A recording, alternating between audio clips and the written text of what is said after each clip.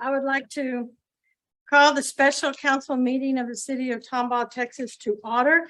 We will dispense with the opening ceremonies. And we will go straight to public comments and receipt of petitions. Is there anyone at this time who will be allowed to speak on any matter other than personnel matter or matters under litigation for length of time not to exceed 3 minutes? No council board discussion or action may take place on a matter till such matter has been placed on the agenda and posted in accordance with law. Now, is there anyone who wants to speak on any item that is not part of the workshop agenda? Because you will be able to come up during the workshop under each agenda item if you wanted to speak on any item. Do we have anyone? I have no one signed up. Okay. All right. This time we will close the agenda and thank you for coming to the workshop. We are having more and more workshops as more and more items need to come before public for discussion. And that is what this workshop has 7 different items on it that we will be going over tonight. It is a way of communication with the citizens and to refine ordinances, refine items that need discussion, or do we want to spend some time on, or do we not want to spend some time on? We are here for y'all. We are here for y'all, and we wanted to know what's important to the citizens. So that's why we are having more and more workshops, and we thank you for coming. You know, ordinances are one of the things that help us all to get along in cities. The ordinances are the rules, but they're also what the citizens want and what we have to abide by legally, correct? We have our legal counsel here. So it's one of those things that these are the rules. So if they need to be changed, let's change them to meet citizens' needs. Or if they don't need to be changed, then we need to have citizens have some compliance to them. And that is up to y'all. Times change. And so we're glad to have this opportunity to find out how y'all feel about different items. And if you ever have something that is of a concern, please reach out to me, to your council, and say, I'm interested in this. Can you please explain what it is or explain why?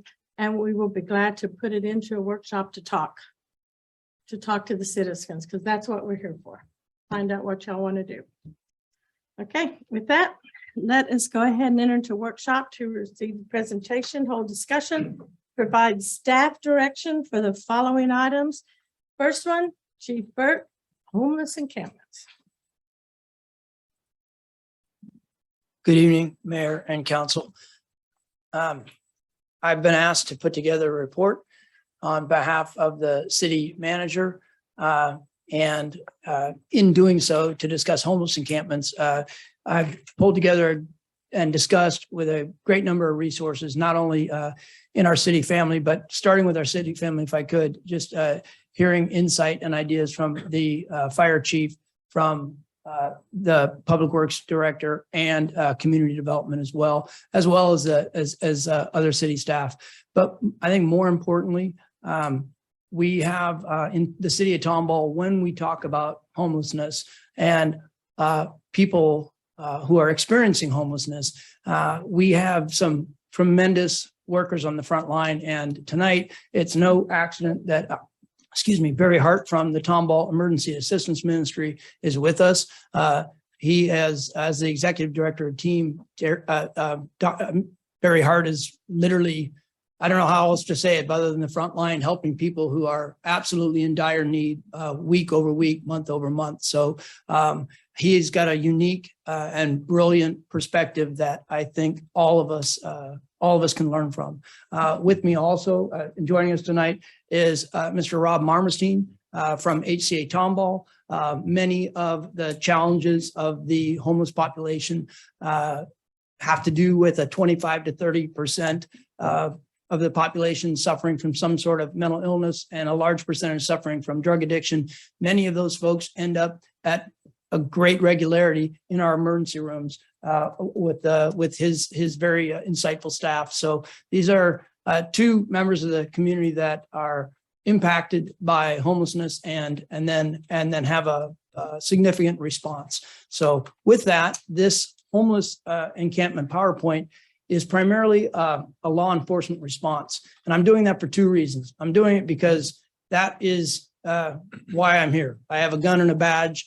And when you call a police officer to a homeless encampment, you're going to get a man or woman with a duty belt. And on that belt is a taser and pepper spray, and sometimes a baton, a gun, and handcuffs.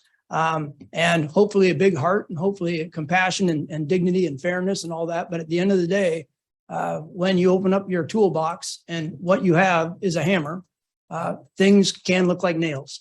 And I have spent 24 years in the city of Los Angeles as a police officer and watched time and time again, city and ultimately people just become to rely on interdiction of homeless issues that are societal issues, maybe police issues in a large degree. There are criminal aspects and criminality associated with homelessness, absolutely. But and people who use the social camouflage of homelessness to deal drugs and to peddle all sorts of misery and take advantage and victimize people there. But if you put the police out in front, there are some sobering statistics in the United States. And I will just remind everybody that in the United States, 25% of law enforcement shootings in the United States are against people who are suffering mental illness year over year. And that number is going up. And if you look at our homeless population, up to 30%, depending on what study you read, 25 to 35% of our homeless population does have some sort of suffering from some sort of mental disease that puts them at a higher risk of negative contact with law enforcement.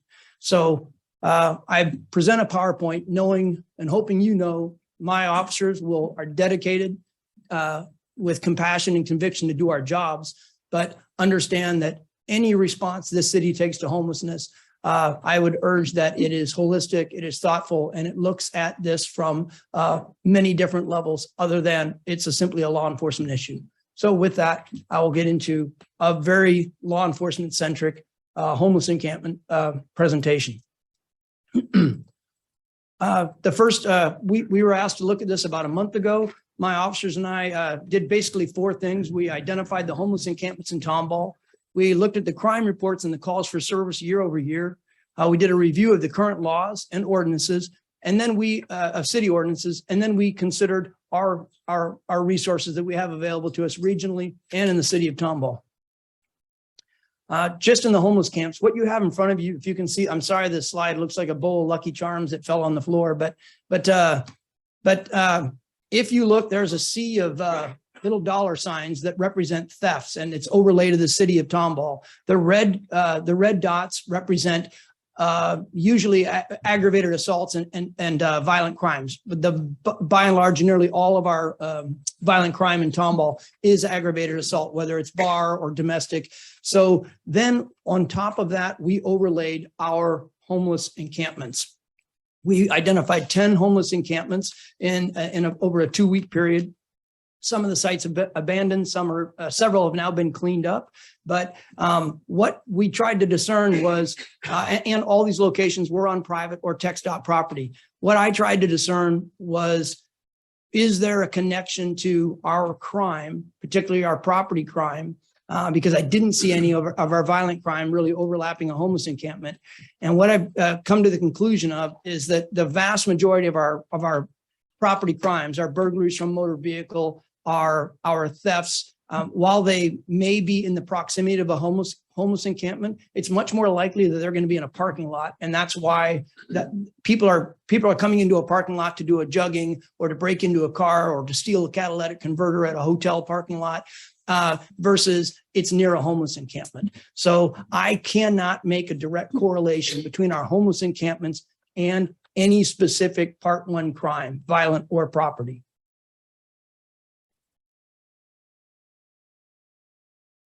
This is a picture of our homeless encampments, but looks like a bunch of, I think it was a better idea than it was in a picture. So anyway, but there's a bunch of homeless encampments, excuse me.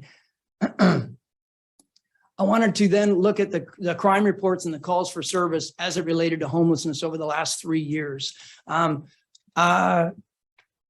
Because viscerally and just having been here 2.5 years, I feel like I see more homeless folks now. And when I talk to people on the streets, when I talk to people in stores, it seems to be a much more a complaint that I hear a lot more. And as a police officer in uniform, people come up to me in restaurants and say, man, we're seeing a lot more homeless. And anecdotally, I would say the same thing as a resident of Tomball.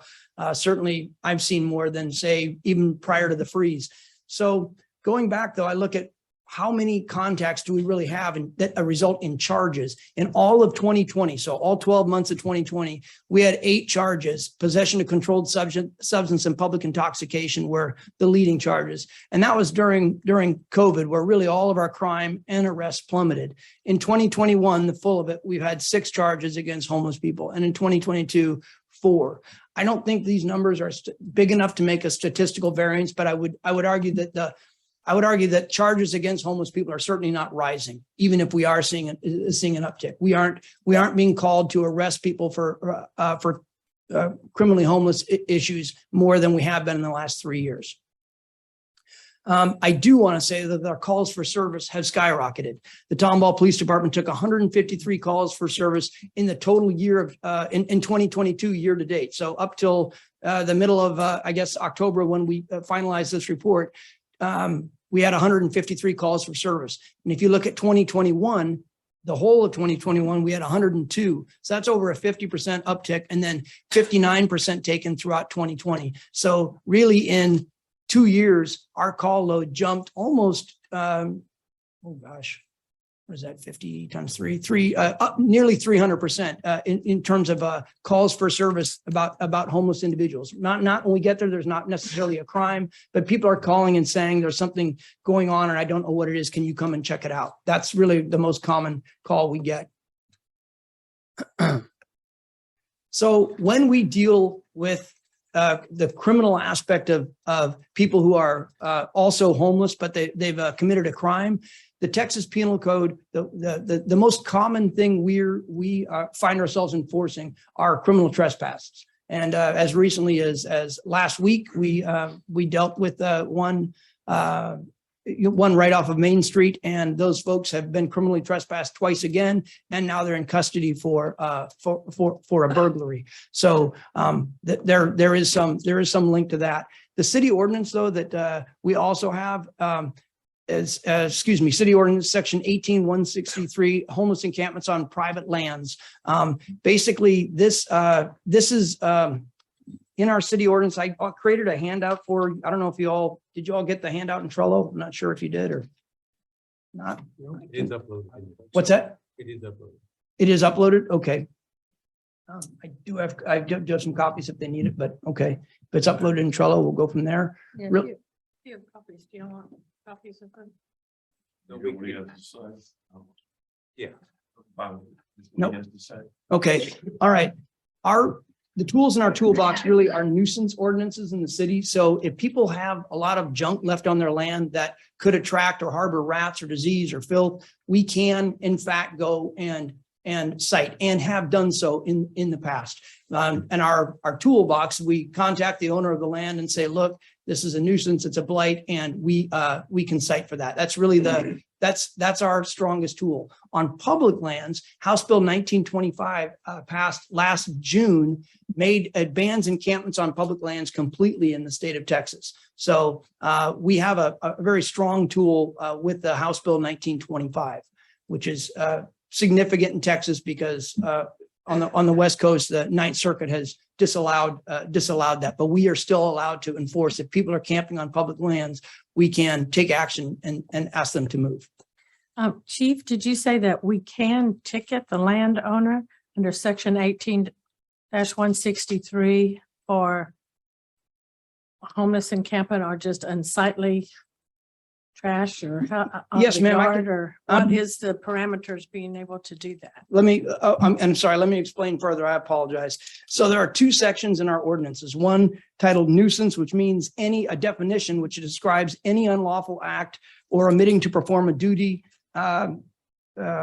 that injures or endangers the comfort, repose, health, or safety of others, offends decency, is offensive to the senses, unlawfully interferes with, obstructs, or renders dangerous for passage any public or private street, highway, sidewalk, stream, ditch, or drainage, in any way renders other persons insecure in life or use of property.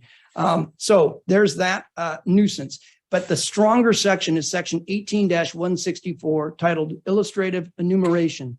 And that's for when a private property, for private people who own private property, the maintaining, using, placing, depositing, leaving, or permitting to be or remain on any public or private property, any of the following items, conditions, or actions that constitute a nuisance.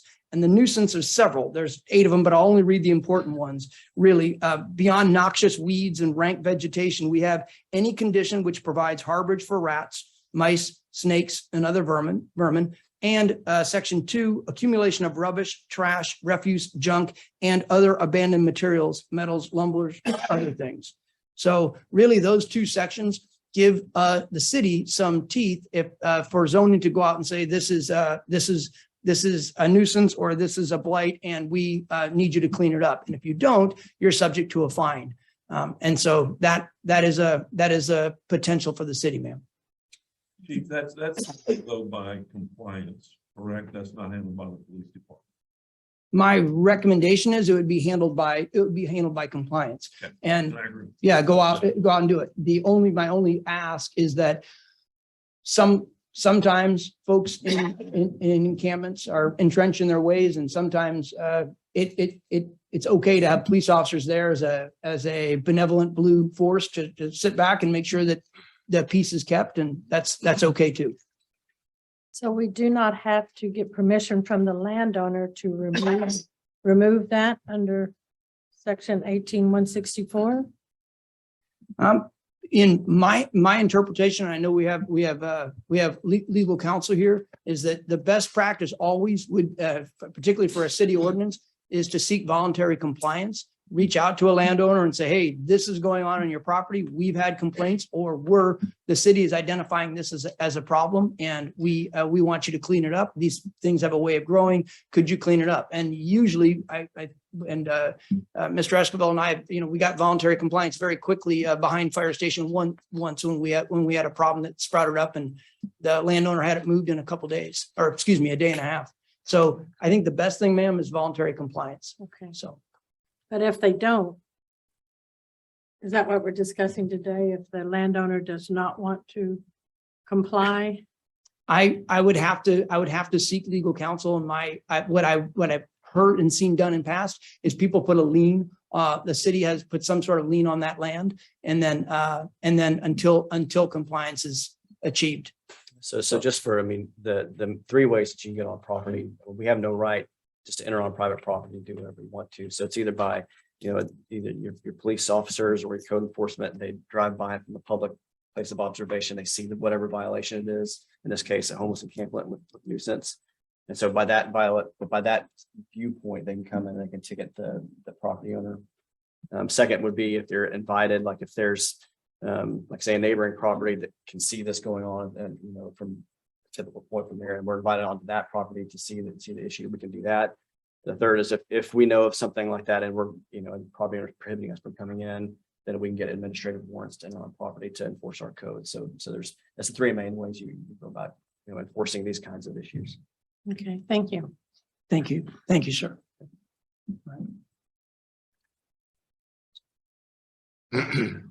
So as I said tonight, we have, when we look at our resources, when we're discussing and considering homelessness, we definitely have the city family of Tomball that is powerful and rowing in the same direction to try and be responsive to community requests. But I'm very proud of, and I know you all are too, the faith-based organizations in Tomball that over and over help people who are in need. We have a very vocal community as well that can be also extremely helpful.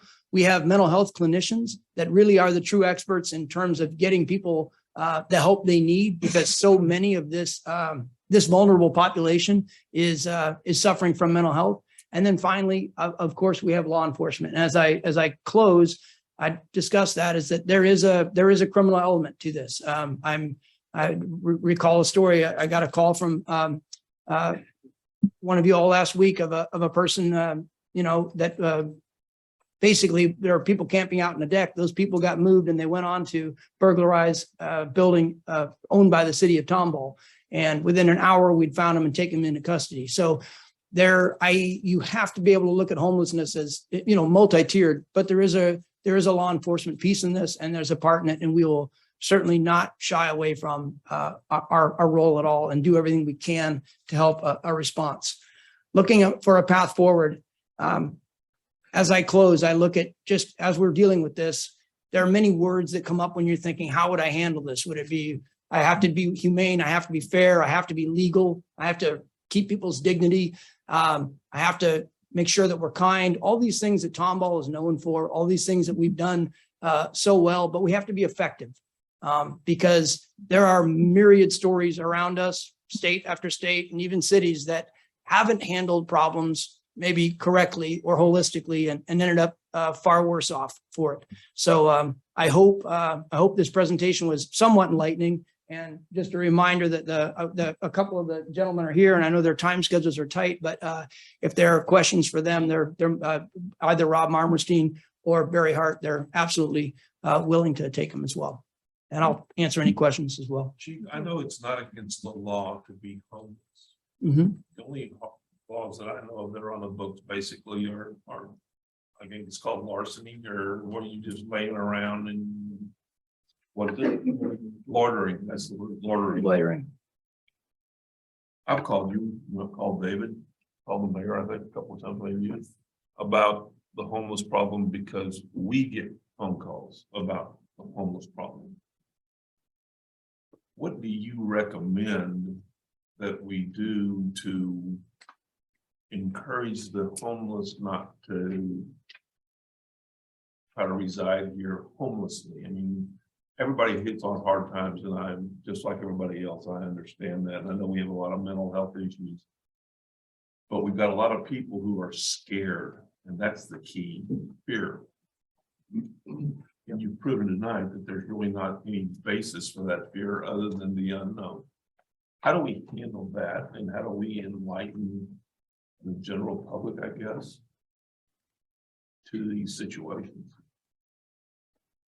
Thank you for asking a question that's probably asked 2,000 years ago in Rome, but so in a small city, no, I don't, and I'm not being Then you facetious. had reincarnated. No, I think this is a very old question, but it's not tired. And it's on us to not be tired of this and keep asking, what can we do to help those who are in need, and have a city that in a state that follows the rules and follows the laws.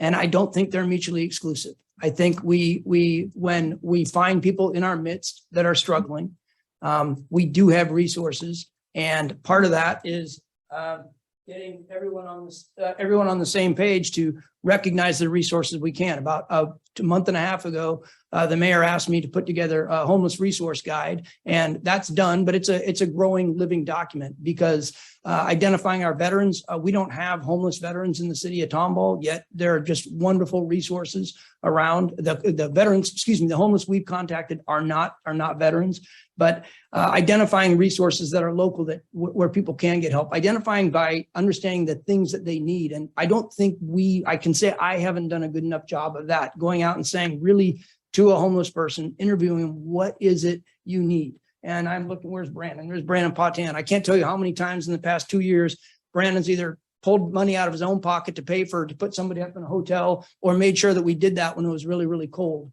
So I think our response has to be bigger than that. So, sir, I think it starts with understanding the resources that we have in a strategic way, utilizing those resources. And then any part of that path goes back to the old adage of giving a man a fish or teaching a man a fish. And I think talked to Barry Hart many times about that concept. And when it comes to folks who are truly just jobless right now, and they don't have a roof over their head, and they want to get back, and identifying those people and finding a path for them, versus people that are resistive to housing. And that is a real phenomenon, as sad as it is.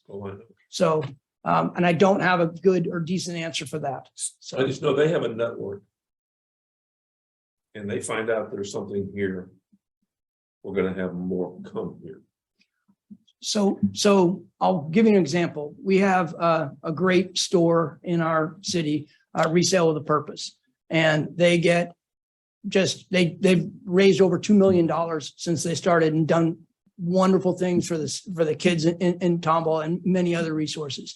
Resale with a Purpose abuts Goodwill. And within 30 feet of them, our largest homeless encampments exist. Part of that is people drop off stuff for Resale with a Purpose. The folks that are homeless and they, late, they're not picked up, they're not processed, and it's not handled very quickly. People go through it and rummage through it. Sometimes Resale with a Purpose calls, please, can you guys make sure we stop? And at some point, as good as they are, we have to use those concepts of crime reduction through environmental design, meaning we set up a way, if there's a place to safely and effectively create some sort of locked box, for lack of a better term, where people can drop off goods that aren't going to be dragged off to an encampment, 20 feet away. Those are some of the things that maybe would reduce the appearance of blight or the appearance of homeless encampments. So Do we have any property, David, that we could turn into a drop-off spot that may be covered, that we give keys to the various organizations that take that kind of stuff? And let them go in and pick it up and clean it, take what, as it comes in, let them have it. Is there any place like that we could possibly, I know we used to have the old swimming pool over there that we use for fire training. And I'm just wondering if there's not something other kind of a building here that we could possibly give. We could, and it's one of those, because if you do for one, then you need to do it or try to help other groups. I know team, they have a controlled way to drop it off certain days. And so I think the recommendation would be to these organizations accepting those type of drop-offs that we help them identify by environmental design, what they can do in order to secure their drop-offs. But we do have a recommendation moving forward on how to address this. And it's exactly what Chief was talking about, that it's not any one method or one point of view. It's got to be a holistic type of thing. And that we did have a meeting with a lot of the partners, and that's why Rob and Barry are here. Dr. Nutt was going to be here. I think that she was going to be in there later. Yeah. It's amazing to hear from the different perspectives that they see the different things related to the same issue. For example, Lone Star College, she was talking about not necessarily Lone Star College, just in general college. 30% of students are struggling with this issue, and so they are trying to work and help those and get the resources to them. Our first step is to figure out what we have, is to do a census, for lack of a better term, of our homeless population, find out if they're veterans, find out if they are students find out if they're resistant to any help, because then there's a slew of other resources or different approach to do that.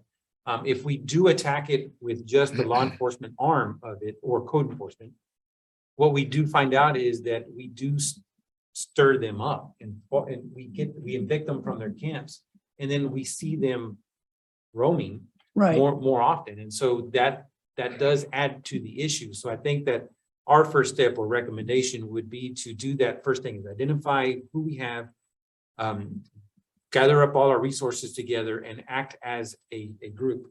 So hopefully we will bring to you for an appointment of a group, a committee, I don't know exactly what we would call it, of the different partners that have those resources to come together, and then we can, focus our energy what's good for Tomball, not just all these different groups, and then we try to figure out if we approach it as a group, then I think we'll have a better result. Okay. So Barry, Robert, do you all have anything you would like to add this time? Well, I do. Oh, you have to come up and say your name and your address. And public workshops are Billy Bob Rules of Order, where council is Robert's Rules of Order. So I'm Barry Hart. I'm the executive director of the Tomball Emergency Assistance Ministries, and this ministry has been in Tomball for many years, and it's my privilege to serve there and to serve this community, which I found to be a remarkable community. To give you some context, we serve families in crisis. The 12 months ending September 30th, we served 1,200 families over that time period. A family could be a person of one or could be a household of 15, and we see the entire gambit. Among those that we served them with over 3,200 visits to team. So we service families who come frequently to get food.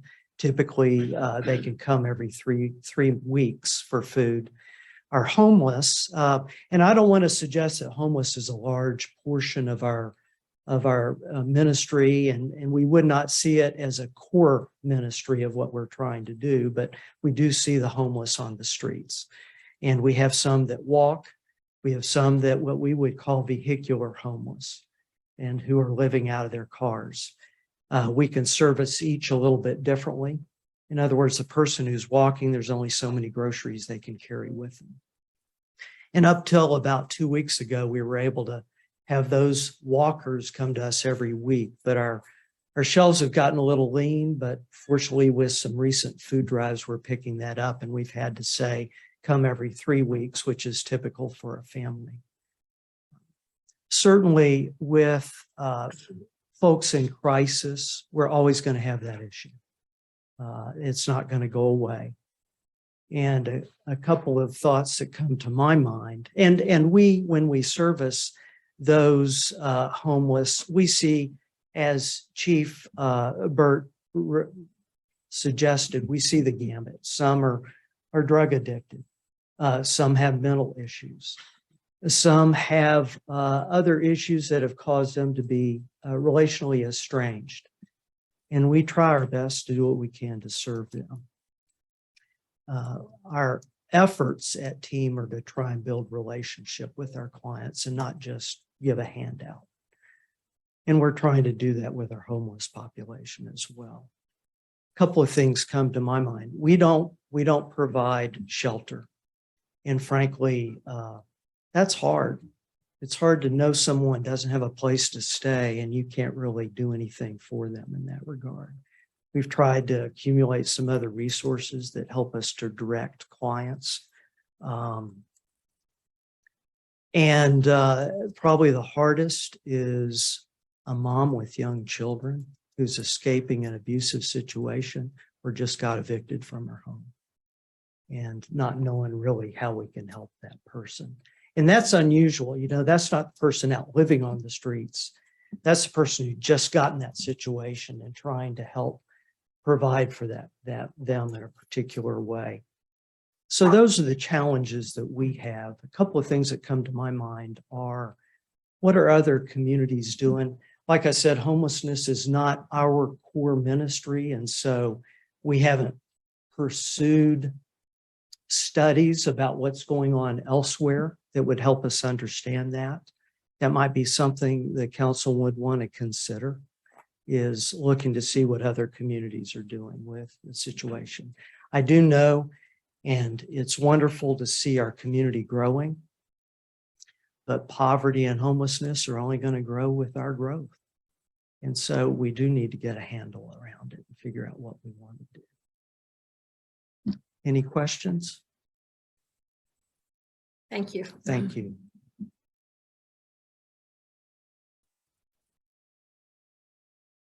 Good afternoon. To answer your question, Councilman Townsend, to Chief Burt. You gotta You know, say what your would- name. Oh, I'm sorry, excuse me. My name is Robert Marmerstein. I'm the CEO of HCA Houston Healthcare Tomball Hospital, you- just around the corner over there. And you live at? I do not live in town here. I That's live in okay. Houston, just barely inside the loop. But anyway, I started thinking when you asked Chief Burt, you know, really, what do we do about this? What are your suggestions? I think it'd be important to recognize that Mr. Esquivel and Chief Burt brought together, I think, a uniquely diverse group of folks to talk about this last week, including, of course, the two of us, Dr. Nutt, as you heard before, a few other folks from my team who have experience in homeless outreach or have experience with folks who've been homeless in their own families. and then representatives from the Houston VA and others like that. And one thing that really stuck out to me, or I guess two things that really stuck out to me, and if Dr. Nutt were here, she'd share this with you, but the proportion of our college population nationally, as well as locally and across Texas, that are housing insecure, living out of their cars, et cetera, was really jarring when I heard. And I don't want to repeat the numbers here because I'm not 100% sure I'm accurate. I'd rather her say that, but that was something substantial to me. And then also, if you are to dig into the data around the first-time homeless over the last couple of years, so folks that have either been escaping an abusive relationship, or maybe they're in a relationship and living with that person and that relationship deteriorates for whatever reason. They find themselves with, just a car to be in or what have you. I suppose my point is that the sources of homelessness and poverty across our societies are really varied, and our responses to them, I think it's important, are tailored to kind of what we see in our own communities. So the fact that we've convened the type of diverse group that we have, I think is important. And I believe that as we dig a little bit deeper with the more subject matter experts that are involved now, we can, collectively as a group, produce maybe some more meaningful feedback and guidance that we can share with council. And I just know that we have a hospital building that has been vacant in this town now for going on, I believe, 3 years, maybe even 4 years. And I understand there are people who do not want to live inside of a building. That's just that. Not only they don't want to do it, but for some of our first time, for our abuse, for our women, kids, or something like that, maybe this community needs to come together and look at getting that hospital and doing something with that hospital instead of letting it rot there for those type of people. Somehow, some way. I don't know how, but that would be a great building to do it in my humble opinion. an existing structure, obviously, if council would choose to want it used for something, it's better to have it used for something than sitting there. Absolutely. The last thing I would mention is, as a healthcare professional, what I think about when it comes to folks experiencing homelessness or drug addiction or, emotional issues, mental issues, et cetera, are, you've heard the phrase, the social determinants of health before. So you can just imagine if you've really been knocked off your feet, you're struggling to find employment, you're struggling to find your next meal, you're struggling to know where you're going to sleep when it's particularly difficult outside from a weather perspective. Your own personal well-being and health are a little further down the priority list, and you're more likely to come seek healthcare when you're having an acute crisis rather than any type of preventative or chronic care. So that's kind of where we enter the equation as an acute care hospital. And I think it's important to consider the social determinants of health and how that impacts our society as a whole. And I appreciate you having me here this afternoon. Thank you. To Councilman Townsend's thought that House Bill 1925 that last year passed that essentially banned statewide camping ban in public also says that, goes on to say that local governments can choose to designate space on government-owned properties for people experiencing homelessness.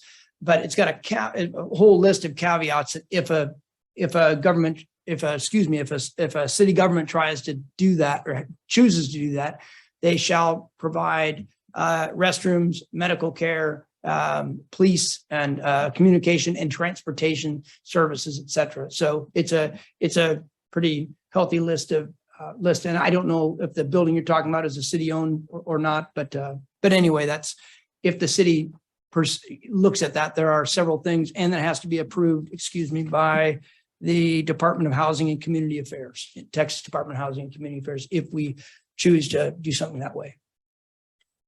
So. Is there anyone else who wishes to speak on this, to give any direction? Okay. Are those the resource guides that you have? If you could, I'll take a copy. Sorry, ma'am, they're not all stapled up. Oh, okay. Thank you. We're having much in front of us. Okay. Well, on your other presentation that you brought copies of, is that what is on here? Or is Okay, Yeah, it's on Trello as well. controller. All right, thank you. So everybody go out and buy a lottery ticket, and if you win, we can bring it to us, so we can use it for in the building. Chief, That's an option. Chief, So- one question on your stats on the 153 calls in 2022 so far. How many of those are repeat folks? How many? Is there an idea of That's a- how many people we're actually talking about spread over those 153 calls? Sir, that's a great question. It's something I tried to dig into, and we could get anecdotally, we both came up with 50% are the exact same, the same folks. I mean, we could by name the three men and one or two women that we are always dealing with almost on a nightly basis. And when it gets cold, the number increases. We've had a few outliers, the apartments on, Ranch, Tomball Ranch, 327 South Huffsmith just evicted two people. And as evictions rise, as they are right now, people are ending up on the street. And so I think you were out there that day, Councilman, but those two people that were evicted left, they've just sort of left a trail of, we've been chasing them and tracking them, and now they're both in custody, one with a warrant that she was carrying around and one for burglary. So, They had two little kids too. yeah. So, oh, dog, they lost I talked to them the other night during the shopping stroll, and the dogs were stolen from them. They reported to me, and then the kids were taken from them. So, So just to that question then, so how many would you say are homeless folks are in Tomball? my officers went out and there were a couple duplicate counts, and some people didn't have it. They didn't give a name, and we came up between 15 and 20, depending on what, but we don't have that many more than that. And again, it Some of them transient maybe? ebbs and flows. Yeah, Yeah. I've seen a couple people just once or twice, and then we don't see them again. So, Going forward, are you going to be able to gather the information and present something that we can do that we'll be looking at and voting on, or Yes, what ma'am. is the next step? Well, if the council is okay with us moving forward and bringing the group more often, and we want to formalize that committee and have the council actually appoint that. And then we will go through and formalize our plan of action, which would be one of the first things is to find out our demographics, find out what we have, identify the resources, bring those together. And then I'm sure there'll be other action items that we'll have to come to back to council, but that would be my recommendation to keep this moving forward, is to give direction to go ahead and formalize this group and then bring it back to council for action. Okay. And is there anything that you need direction as this process is being finalized on this group and discussion to help with the issue? Just keep doing what you're doing. Is there anything that law enforcement needs to have some direction to council to do until this is finalized? honestly, ma'am, no, I think I've really had a good and healthy conversation with the folks that are here tonight, and Dr. Leon Nutt and the VA, and then led by Jessica and David Esquivel, the group of city department heads that are working together in the same direction. I think we have a good solid idea that we need to start identify the people we have, how many, how long have they been homeless? Are there those with children? Are there those with veterans? Identify the resources that are best suited for them and see where we can get those people right away. And I think police and city and our resources can do that if we have a strong committee that has the inclination to keep on doing this. Okay, so you would just keep handling each incident as an individual incident, depending on what protocol is required. Yes, ma'am. Okay, and thank you for, No, I'm sorry. It took longer than I had hoped. So yes, There- we're having it printed and put on a little stiffer paper. So that's being done today. and all of our partners would have this team. The So hospital. with the Purpose Hospital, for the numbers and who to call and what to do. Yes, ma'am. So do we need to take any action in tonight's formal meeting as far as giving staff direction, or do you all feel like you have enough direction then? Yeah, this is just a workshop. so- I know, that's why I asked the question, what I Yeah. asked. Do we take any kind of formal action tonight? There is no action item on the regular agenda. Okay, but the consensus is to continue on what y'all are doing. And then you can bring to us a suggestion. Thank you so much. Yeah. Any other questions? Anyone else have anything? Yes. On homeless? Yes, we're discussing the homeless issue. Thank you. Name and address. My name is Michael Pierce. I live at 13607 Arcot Bend, Tomball, Texas. So I'm on, I like to call this like the man on the street when it comes to this. I've been here for 4 years with the shop, and I always say like Austin has all this army of relatively kind of cool homeless people. We have 4 is what I always say, and we know them by name. And I hear it's 15 now. So I mean, I was kind of surprising, but I'd say whatever they're doing, I'm always surprised that more don't come to Main Street because of Teen and Renewal Center. It's a great resource for them. But for whatever reason, whoever's managing this, it hasn't grown. Like, so whatever they're doing, it seems to be relatively working because that never gets worse. So that's all I'd like to say about that. Okay, thank you. Anything else? Any other questions for the chief on this issue? Okay, Well, thank you all sincerely thank you for very much. for your raising the work on question. this, too. at all and letting us work on this. Thank you. Next item is Jessica, Public Improvement Districts and Potential Amendments to Administrative Policy Number 18, Development Policy for Special Financing Districts. So please start out with defining all of that. I Okay? will. Thank you. And you will have to forgive me. Unlike the weather, I have caught a cold. So I'm going to have to do this. I'd like to say I lost my voice cheering for the Astros, but it's a cold, sorry, not as exciting. All right, so I am going to start off by defining everything so that we're all on the same page when we kind of talk through what are public improvement districts. So public improvement districts are a financing tool for public improvements or infrastructure that are allowed under Chapter 372 of the Local Government Code. And like many of the districts that we might be aware of and that function around us, a PID is not a separate political subdivision. It is controlled by the city council. A PID must provide direct public benefit, that it has to be used for public infrastructure and public things. So if you're looking at private road development or private infrastructure development, PIDs cannot be used for those purposes. Revenues generated by the PID, or revenues are generated by assessments placed within the kind of defined district boundaries on the property owners. And the benefit of having PIDs and why cities use PIDs and how we've seen them used effectively here in Tomball is that they become a really good economic development tool that we use when we're negotiating with developers, where we can ask them to participate in an oversizing or offer a PID in exchange for annexation. It really becomes a way to encourage a particular type of development that we want to see. It doesn't necessarily have to be a super high level of development. Maybe there's a particular type. One of the ones we had recently was a townhome development that was very attractive. And so we can use a PID to encourage a particular type of development.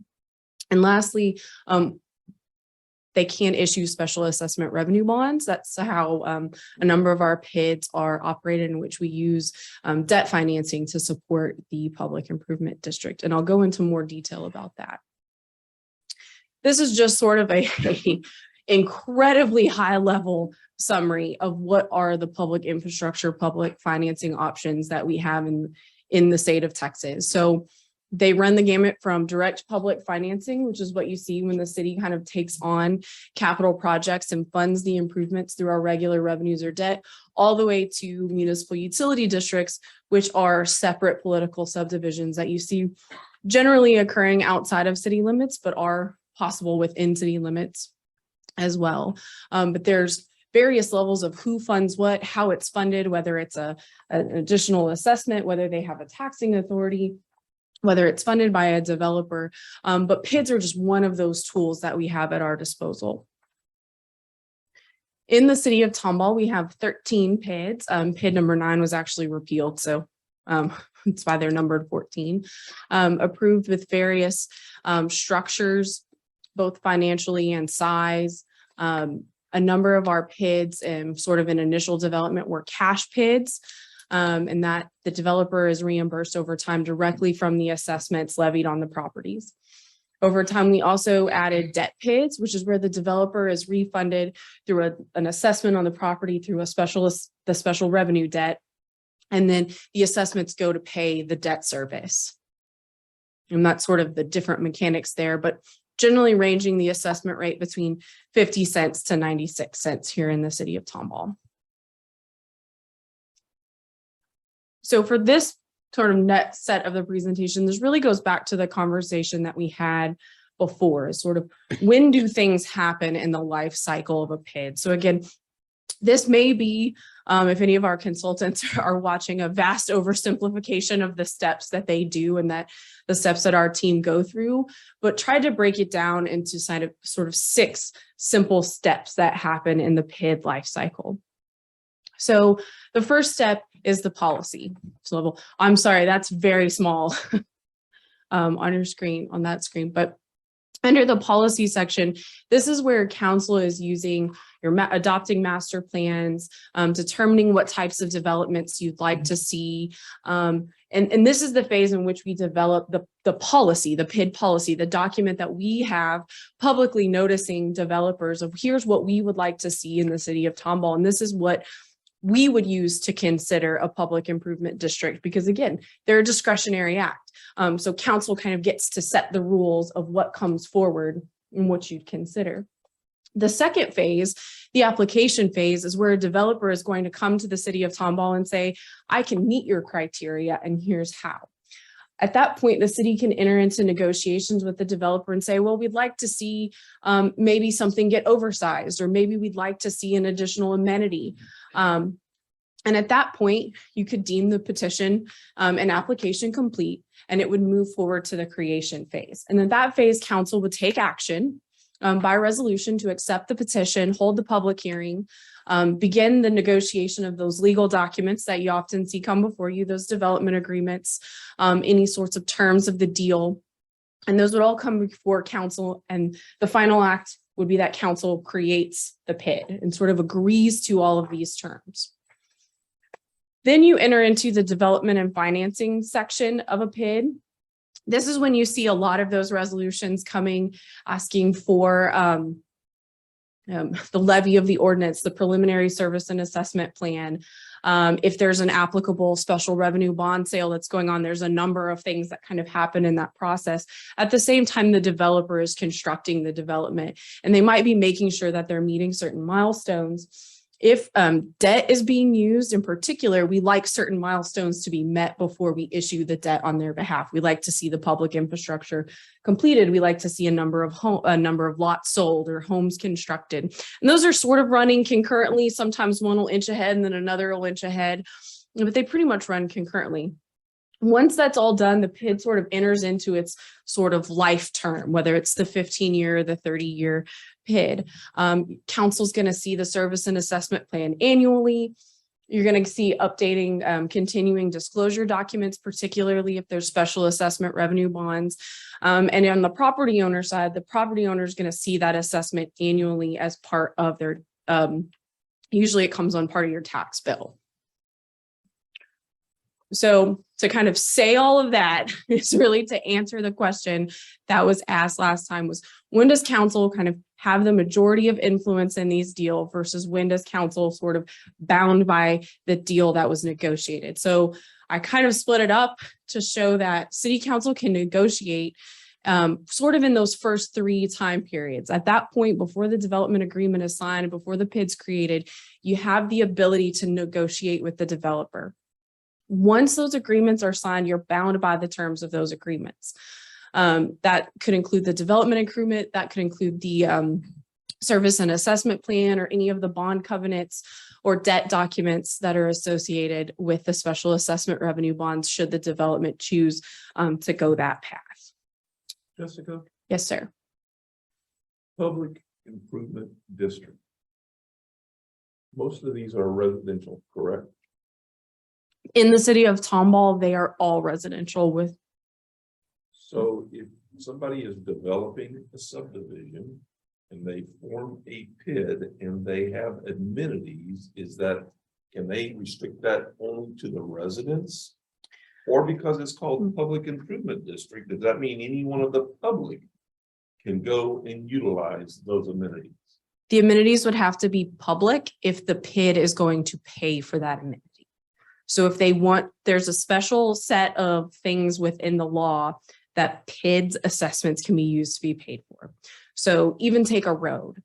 If there's going to be a public road, the PID assessment can pay for the public road. If it's going to be a private road, the PID can still exist, but no PID assessment dollars can be used to pay for that public road. What about swimming pools, playgrounds, anything like that? if they're The restricted- neighborhoods want to usually keep those to their residents and they don't want anybody in the public just to come and utilize those. Are the people who are doing these PIDs, are they aware of that? And are their residents being told that prior to letting people buy in their subdivisions? Yes, that's part of the agreement of the PID is that if they are using PID assessments for certain things, they have to be public. Usually, I won't say usually, a development that wants that amenity to be for their residents will usually fund that through the HOA. So just for clarification, our PIDs that we have in the city, their reimbursement for the public infrastructure of water, sewer. Usually drainage, water, sewer, drainage, streets, We sidewalks. still have, council still has a say to what amenities in order to get that trade-off, but those PID dollars don't go to reimburse them for the amenities. Okay, because I just don't want us to get in a situation Right. where I know council where you're saying, going, you need to have a you're right. pickleball court, you need to have a swimming pool, you need to have public restrooms. You need to have, and that's what we're setting up as a council, Mhm. only for them to say, well, those are only gonna be for my residents if they're using this money. I want to make sure everybody understands that those are public. If they're private, I'm cool with it. I don't care. I just want to make sure that we're doing things the right way. How do we make them private? Ha- Explain that to me again. Make them private. Yeah, like the swimming pool over in what is it, Raleigh Creek or whatever it is. So a developer can ask for the PID assessment and reimbursement of the public infrastructure within the development only. Roads, water lines, wastewater, drainage. They can then HOA fund a private amenity for their development. There's no restriction on that. So we could say as a city, we want you to have a swimming pool and amenity center in your development. You're not going to use the PID to pay for it, and they understand that the HOA usually funds it at that point. But we will offer public financing or public That's the PID, trade-off. right, to then pay for the roads, water, at least a portion thereof. It So has you to can still directly tell them you benefit want the that. development. The amenities, but they can't use the PID money for those amenities. Correct. It's our opportunity to do like the state and the federal government does. We can mandate things and not fund it. I'll let Justin take that one. That's the truth.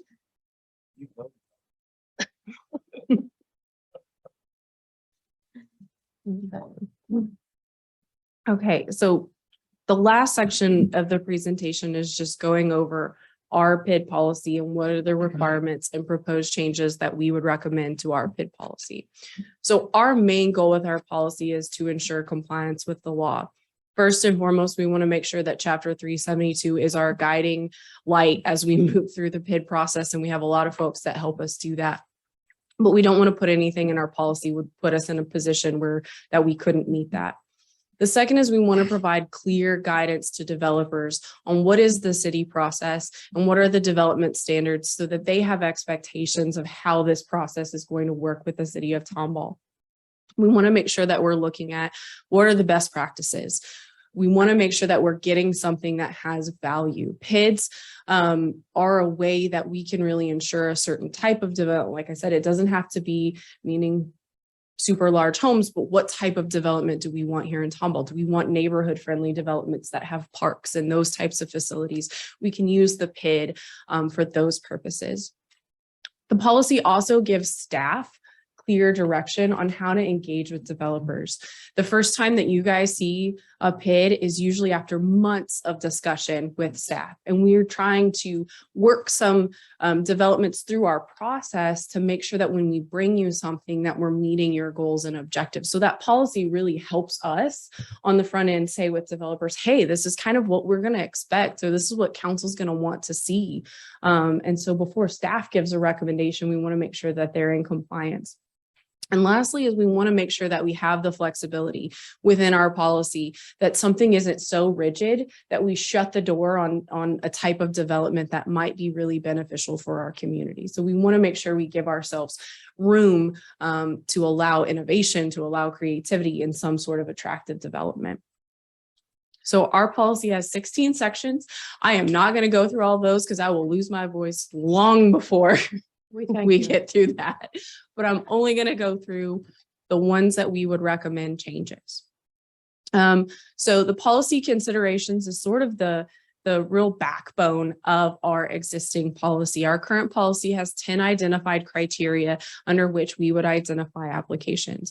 Our proposed change to the policy to make those criteria a little bit more firm would be that an application has to meet 50% of those identified criteria. So not just one, not just two, but 5 of those criteria. Can you go back and let us look at those 10 that you have there? All right. Oh, you already go. I'm going to do that next. So what I have on the screen right now are the first 5 criteria. The next slide has the next 5 criteria.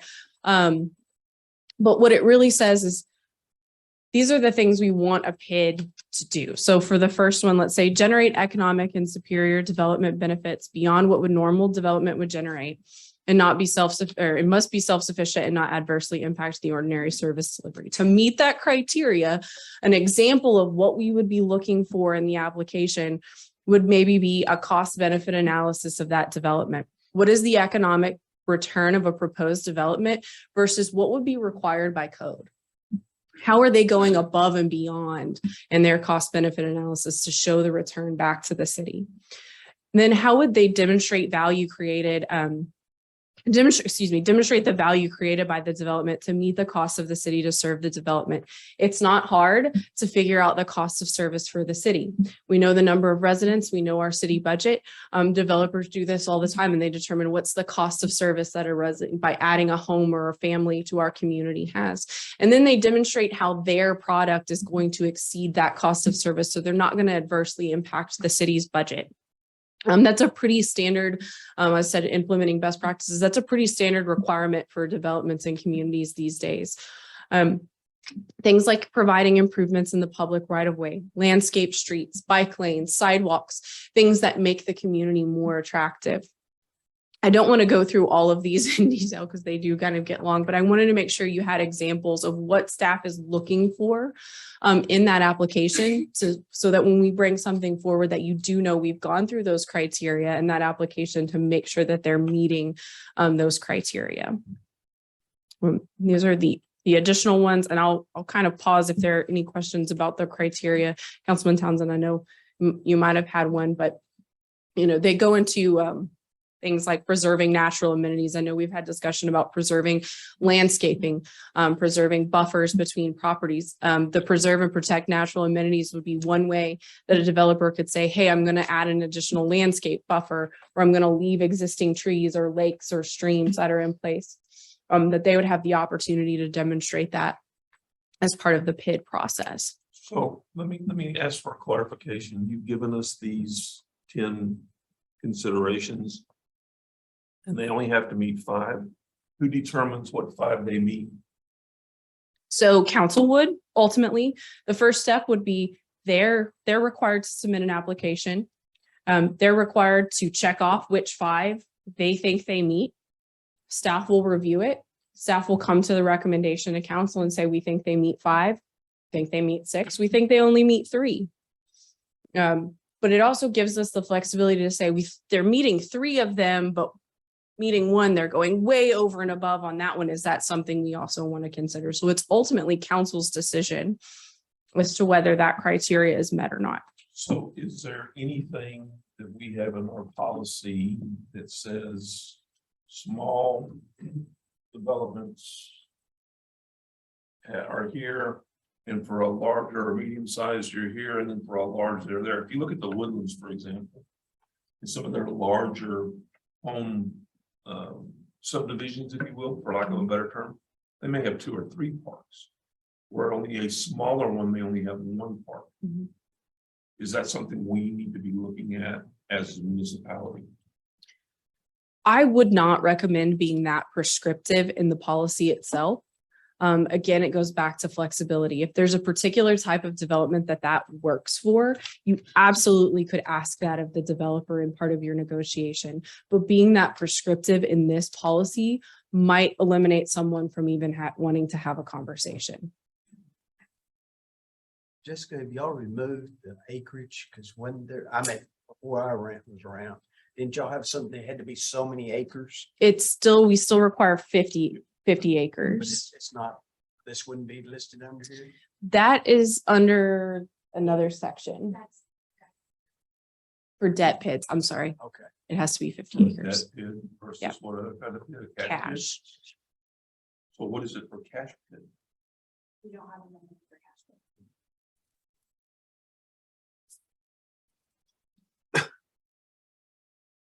Is that something we need to be looking at?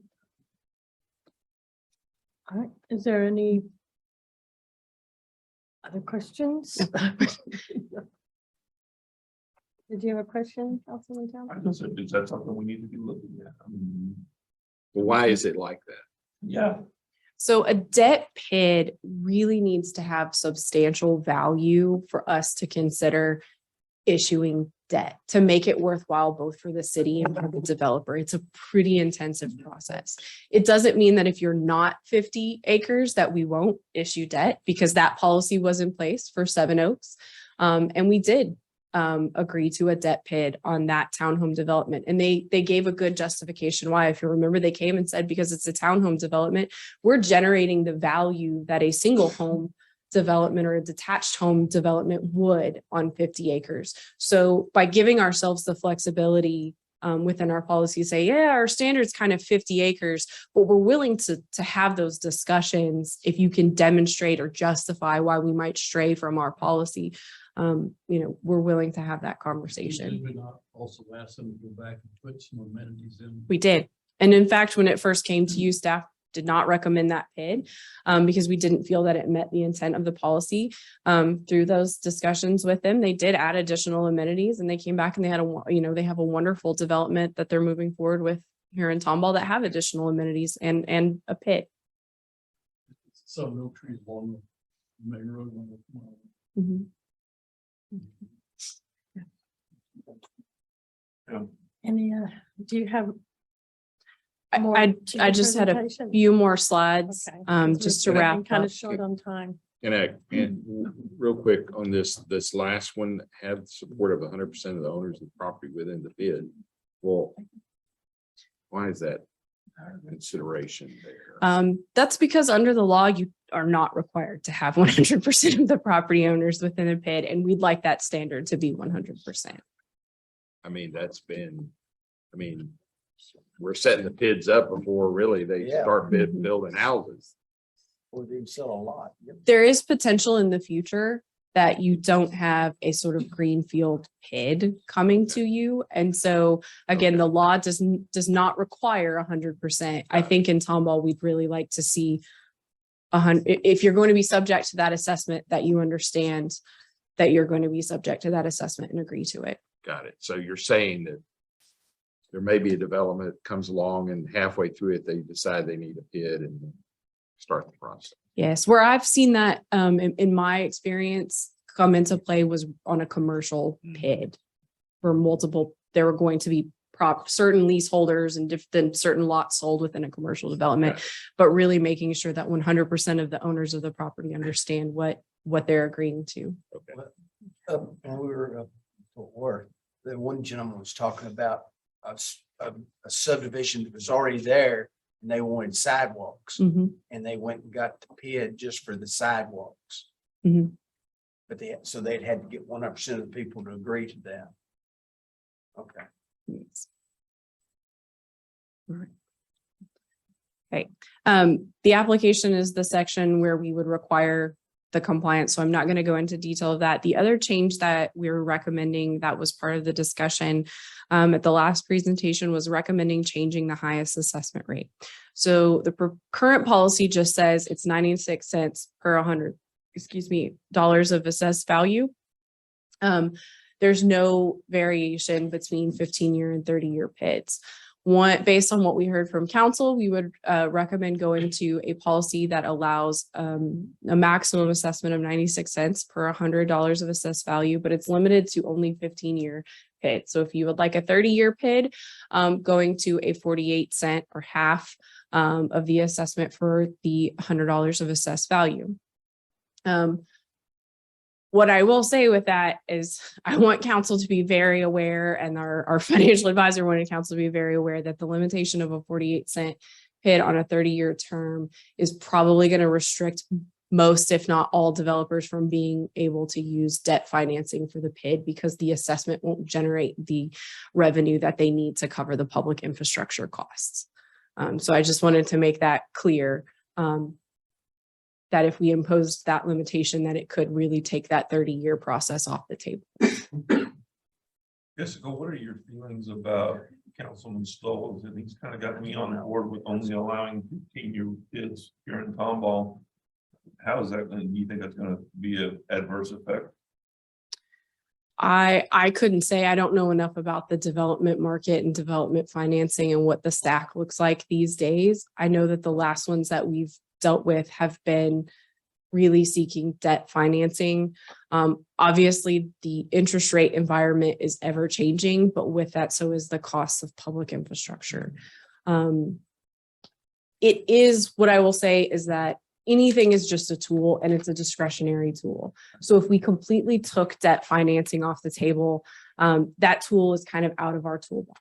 If we leave it there, it's there. We can use it when something meets our need to use it. Thank you. Jessica, let me ask you this question. The difference between a 15 and a 30-year PID on the assessed value, the assessed value, let's say, for example, on a 15-year PID, the 96 cents, the developer determines what their infrastructure costs are going to be. And then do they divide that by 15 years over the valuation of the homes, or what they estimate the valuation of the homes to be? I would say the answer is yes and no. It's not that simple. And because there's calculations that go into when they're determining what part of what the assessment is going to be, they're going to determine what they think the value of the home is going to be moving forward, right? So they set the tax equivalent rate and they kind of run that calculation with sort of what is a feasible number. And then how much is our public infrastructure is going to cost, and how much of our capital can we get through a bank loan, or are we going to have through private equity, or are we going to get through our own financing? And they're kind of running all of those things to get to a number. So I think in any given deal, the emphasis that the value of the home might have is different. If that answers your question. So, Well, yes and no. I mean, one of my concerns with the 30-year PID is the assessed value of a home. You know, an assessed value of a home over 15 years, chances are that home's going to go up drastically. Chances are of a 30-year assessment, that home could probably double in value over 30 years. So that assessment rate that they're paying, my concern is this a tool for developers to use it as a profit center? yeah, okay. So To when use it we, as a profit center, yes, to make money on the funding of the assessment of infrastructure versus what the actual cost of the infrastructure is. so they are limited to a maximum assessment per lot within the service and assessment plan. So when you get the service and assessment plan, it will say there's a by lot, what will be the cost of that lot over time. So every year the assessment stays the same, and it's based on that calculation at the beginning, but that they kind of run that risk. We don't say it's not 96 cents on whatever the value of the home is in 20 or 15 or 30 years from now. It's based on them running that calculation on a, It's a cost recovery. yes. And But- so, and then the assessment is set, and then that homeowner pays the same flat rate over the life of the home. So if today it's $30,000 over the next, and they're paying that broken up, say, just for simplicity's sake, $1,000 a year for the next 30 years, that will not change. It's the And if difference. 20,000 of that is principal and 10,000 is interest, they could pay off that $20,000 and the developer gets their money sooner. Well, let me ask you this question. Why has it changed over the years where prior to PIDs, developers could come in and develop and not charge a PID and put the infrastructure cost into the cost of the lot? But now they can't do it. What changed? I think that I don't know if I can put on my, a developer hat and tell you exactly on their end. Every developer is different. This is a tool that some use and some don't use. We have developers here in Tomball that today are not using PIDs. Correct. They might be better And those leveraged, subdivisions are selling out. right? So I'm just curious. Yeah, Why do they have to have? I don't know that they have to. Certain developers may have to make a certain development work. And that's sort of their argument, that they need gap financing. They need something in the capital stack to help offset the cost of public infrastructure. Other developers don't. Thank you. Right, any other questions for Jessica before we ask if there is anyone who would like to come up and speak on this issue that is in the audience? Any other questions from Jessica? Provide what? Presentation, the presentation, Mhm. please. Yes. Yes. Matter of fact, both of the presentation. Yes, yeah, all of these will be on Trello. I can Trello. email it or Okay, What's- hard copy. Trello. All of these will be, which are our communication computer infrastructure now. So that will be on there. So the options here to continue with the adopted policy version or make changes to the Yes, policy. so And tonight on your agenda, you have an action item to either adopt the existing or the recommended changes. You could choose not to if you want more time to think about it, but we went ahead and put on the agenda should council want to make the changes tonight, you have that opportunity. Okay. So thank you, Jessica. And is there anyone here that wants to come up? We have several people that do want to speak on this issue. And I know that what will probably happen is that this meeting will run late and we will be starting city council later, if that is okay with, instead of calling a different workshop. So we will be probably calling city council to order closer to 7 on our agenda. In order to get through the different items that are on this workshop. I just want everybody to know ahead of time that that's what's going to happen. So those that would like to come up, please state your name and your address. And Hi, my name is Pat Duggan. I'm with History Maker Homes. I Okay. live in Houston, 412 East Fair Harbor Lane all in right. Houston. I'm been in the development business for 40 years. Mm-hmm. So there's other people to talk behind specifically on some other questions, but the it's not a profit center. So the main way we finance a lot of public debt is either through MUDs, which are municipal utility districts, which are common outside of Tomball and other cities, and the PID. There are other vehicles that are used, but they are purely just to get our costs down enough to be competitive. So from a practical standpoint, if we develop a tract of land without a MUD or a PID, we end up selling our houses for $50,000 more than people outside of Tomball. So someone's going to buy a $350,000 house, it would cost them $400,000. So from a practical standpoint, the use of the PID keeps it at a price that is competitive with the rest of the county and the surrounding area. And it allows people to move to Tomball. There's really no reason why they would pay, although Tomball is a wonderful city and we love building here.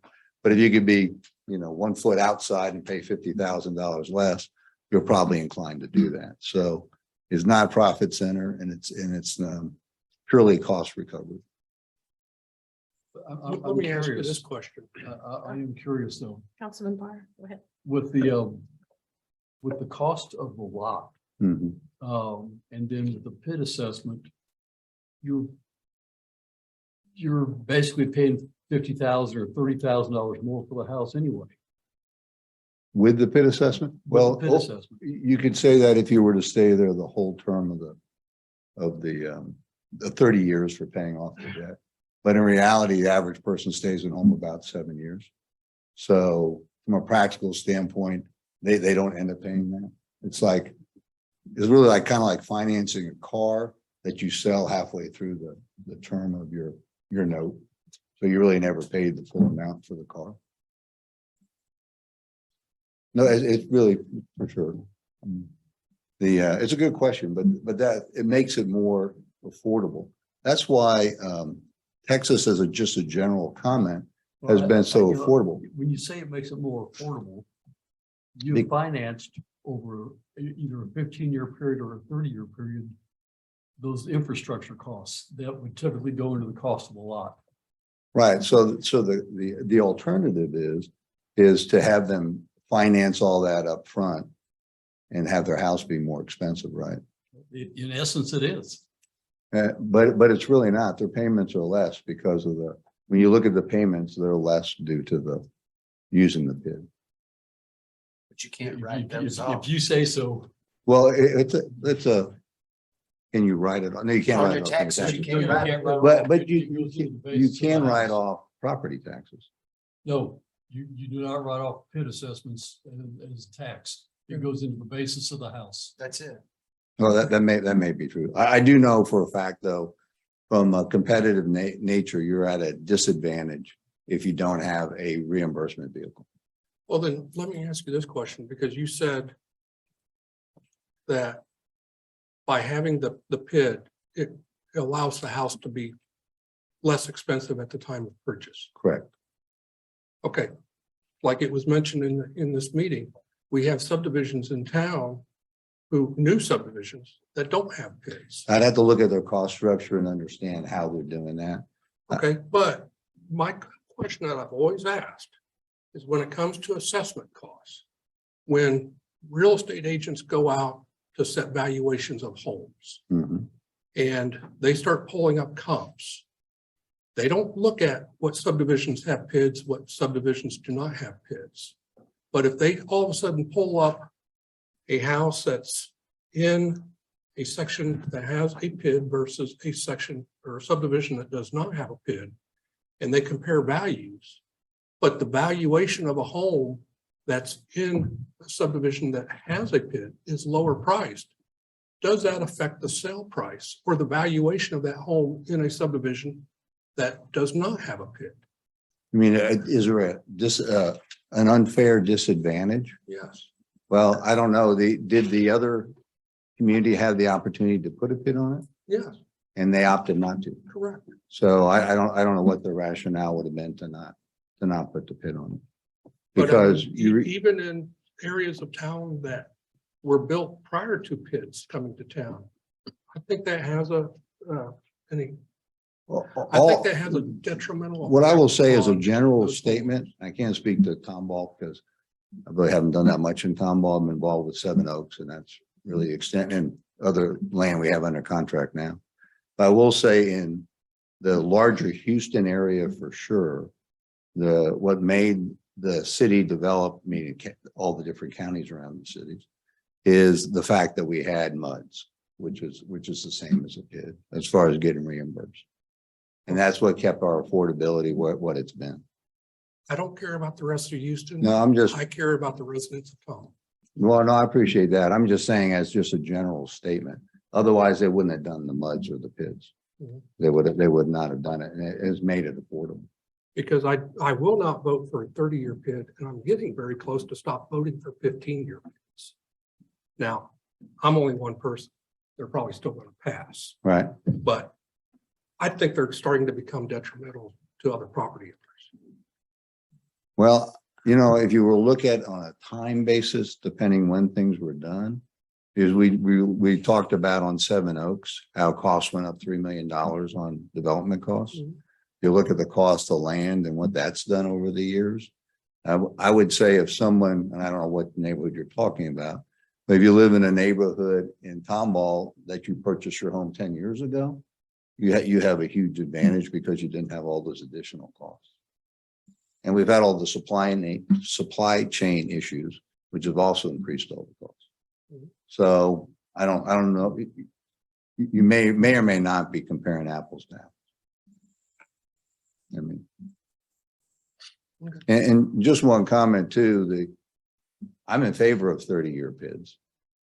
Because I'm in favor of the fact of having it being assessed at the same, being able to use that same assessment level as you would use on a 15. I think it's a disadvantage when they're doing 30-year mud bonds to, have a 15-year PID. If you're competing from that guy who's developing a foot outside of them. But a mud, if I'm not mistaken, the mud can be written off your taxes. Yeah, if you're outside the city of Tomball, you have a mud. If you're inside the city of Tomball, you have a PID. Yeah. I still look at this as when you go to look at the affordability of the house. All of a sudden, you've got an additional 96 cents that's calculated into the payment on a monthly basis. And that, from my perspective, eliminates any advantage you have either being inside the city of Tomball or outside the city of Tomball. Correct. And the 96 obviously is on an annualized basis, but that is true. That is true. But, I'm not a broker, so I can't really go through that discussion. Because I just don't know the answer to say it well enough. Other than I know that everyone wouldn't have done muds and PIDs if there wasn't an advantage to the buyer, or the buyer wouldn't have bought. I think the advantage is more to the Not developer. much of an myself. advantage to the buyer, but Well, we don't make but- more money on it though. Our margins stay the same. We No, don't. basically, What you're doing is a loss leader type program. No. Grocery store, where you're selling your product at a lower price to get them in. But yet at the end, the consumer actually pays more because you're talking 96 cents. Our tax rate's 28 cents. You're basically paying more than close to 4 times, three times more on your tax rate than what other residents are paying. it's not a tax rate, it's an assessment rate. Yes, You make sure you keep Yeah, that so definition. tax rate because versus an it's not a assessment. tax. yes. So. If you're just comparing it to Tomball, Yes, but not the school taxes and everything else. We have to focus on what goes on inside the city. No, I'm saying that you still have school taxes and everything else. Yeah, I wanted to offer you the developer's perspective. Thank you very Thank much. you. Jessica, I wanted to, if you could come up, I wanted to make sure that it's clear in my mind. Developers either have money, bring it, pay for their own, go out and do their own borrowing, build their subdivision. Or developers do mud districts. The reason we didn't do mud districts, just to remind everyone, is it's a living, breathing taxable entity we have no control of, that it will go up, plus it affects our bond rating, and we don't want anything that affects our bond rating. That's why we voted in the past not to do mud districts inside the city. A PID, whether it is right at the beginning of this, don't tell me if I'm wrong, right at the beginning of the subdivision, these are the developer costs, whatever they are, okay? I'm giving easy math, $1 million. The value of each house is $100,000 for easy math. If you do a 15-year PID, then it's $960 per year for 15 years, which is $14,400. If you do a 30-year PID, it is $480. So for 30 years, it's still $14,400 that you're paying. The value of the house does not affect how much that PID assessment is, and that is how developers get reimbursed for their costs. Now, in a perfect world, I wish all developers would just come in with cash and buy the land and build the house. That's not the financing agreements that have been passed by the state legislature promote a way for developers to get their development costs faster with MUDs and PIDs. So that, I want to make sure we all understood the differences between the two, and that whether it's 15 or 30 year, it's still the same amount to the homeowner, only the homeowner leaves their house usually 7 years, the most 15 years. So if they are paying a 30-year PID, they're only going to pay $180 times 7 years versus a 15-year PID, where they would be paying $960.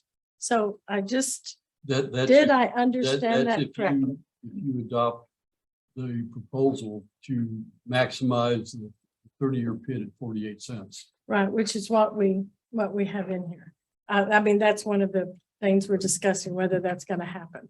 But I wanted to make sure everyone understood why we didn't do MUDs, why we do PIDs in the city of Tomball, and to help development come in. We can vote to not do any PIDs, and then every developer will have to bring their own money and financing. That may slow down some development, but because the legislature is attacking 380 agreements, which is a very common TEDC city agreement. Yeah, but that's typically And, for commercial, not residential. Well, right, they're attacking it but they're attacking financing mechanisms. So is that a good, very easy, simplified summary?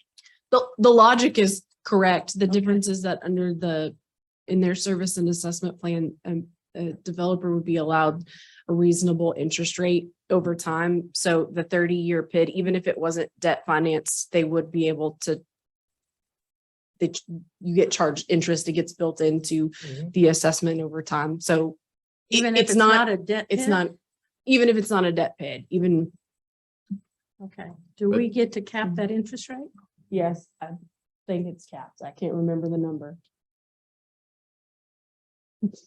Is it? Okay, that may be something we need to know. It is capped in the service and the assessment plan, though. All of the maximum assessment, the rate, all of that is capped. But if a developer is going to do a PID and they're looking at the price point of their house and they're looking at the affordability of their product overall, and they choose a 30-year PID because they know they can get customers in there at a slightly less per year or per month, however you want to look at it, rate to get them in that house versus if it's 15, they're going to be paying a higher number per year. And that's going to impact some budgets, household budgets, to be able to afford that house. And that's why I say you've got to have, if you're going to do PIDs, you got to have both options.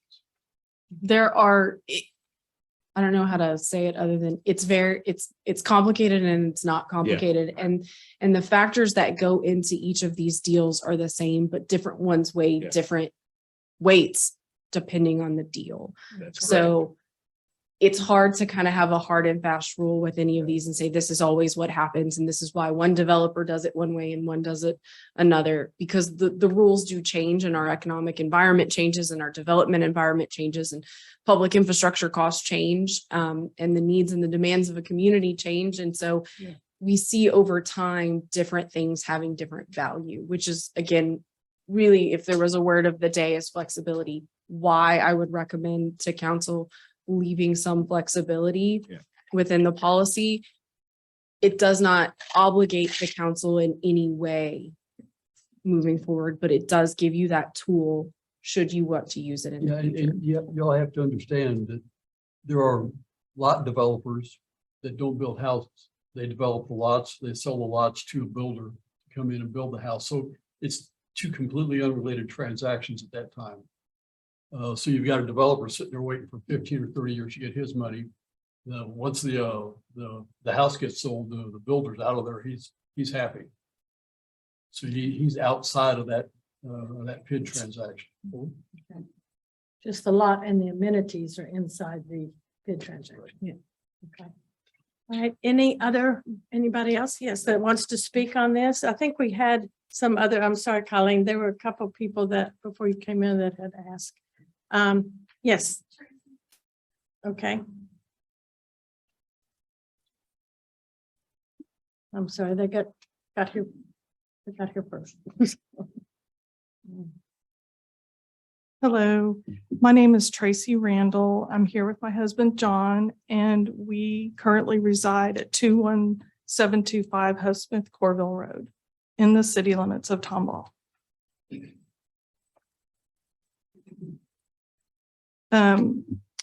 This is also where we've raised our 4 children in Tomball. Our property is currently under contract with History Maker Homes.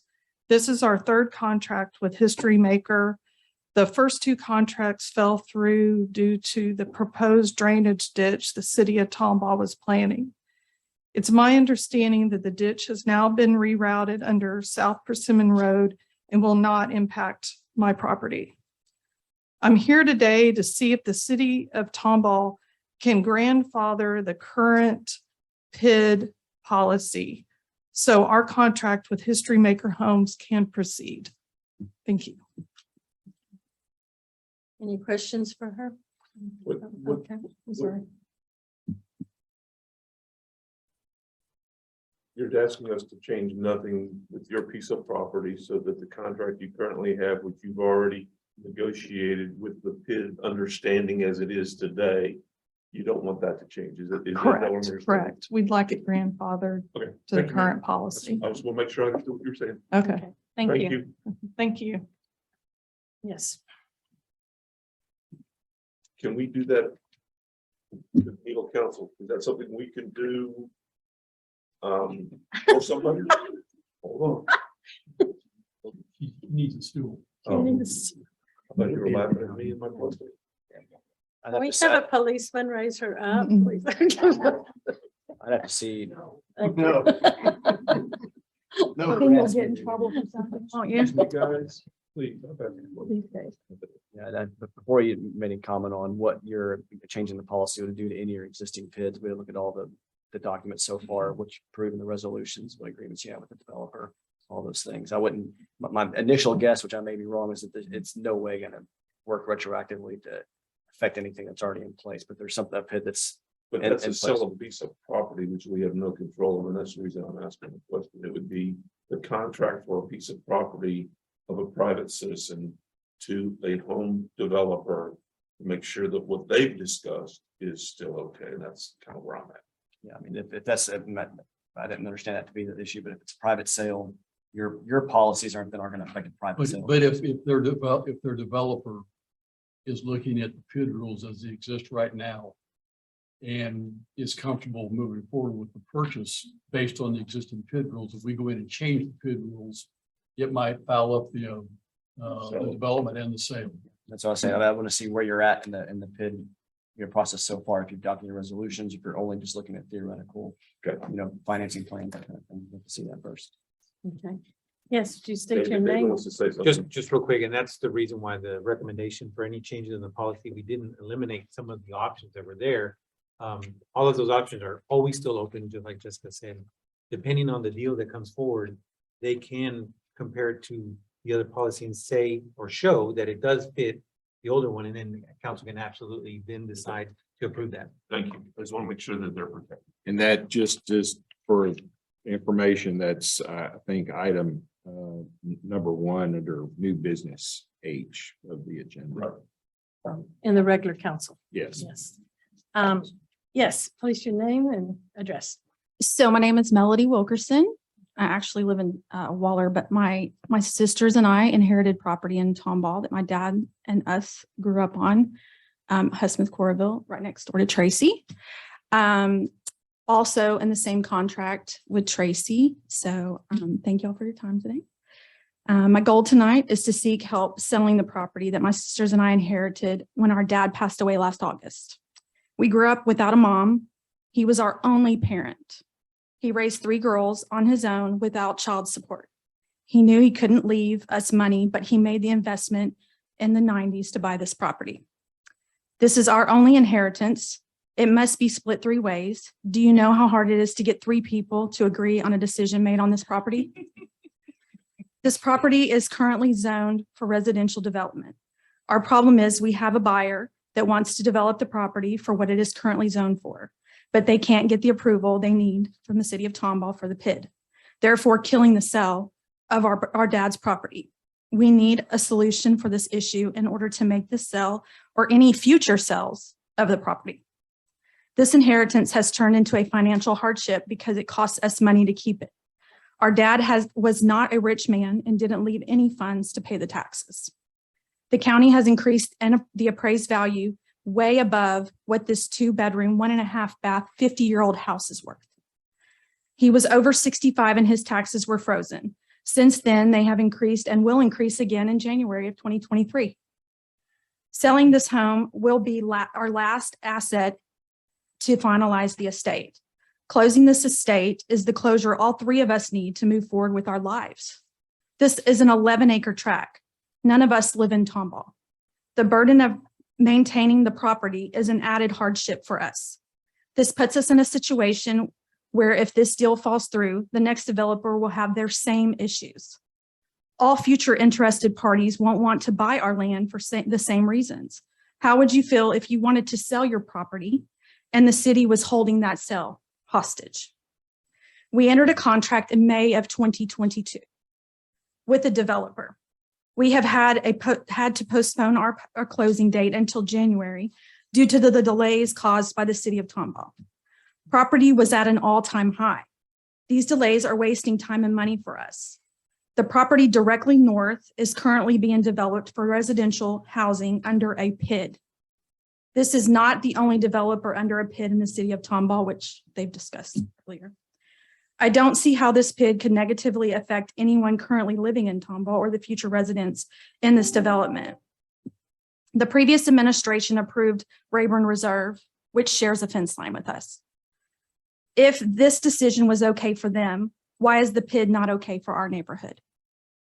I grew up in Tomball on this very property. It is a great area and would love to see this property enjoyed by others, just like it was our family. My sisters and I want to close this chapter, split this inheritance 3 equal ways, exactly the way our dad wanted it, and move on with our lives. I hope you've listened to me and learned how your decision affects other people. Thank you. Thank you. Any questions for her? Thank you very much. I've got one for the city. Why did the PID fail? Why did we deny it? We haven't received an application for a bid on Hasn't the come up property yet. in question. Yeah. Oh, it hadn't come up for it. No. Correct, So we haven't denied anything. correct, sir. And we haven't stopped anything either, so that was. Yeah, that's what I'm trying to say. We haven't stopped or denied anything since I've been here. The drainage ditch, as Tracy said, held up her sales and she had her property for sale for how long? 2 years. So, you know, the decisions that have been made have affected her sale. Okay. We'd like to make sure we can go. Okay. All right, thank you. Anyone else? Colleen? I think I saw a hand, yeah. Let's see if that.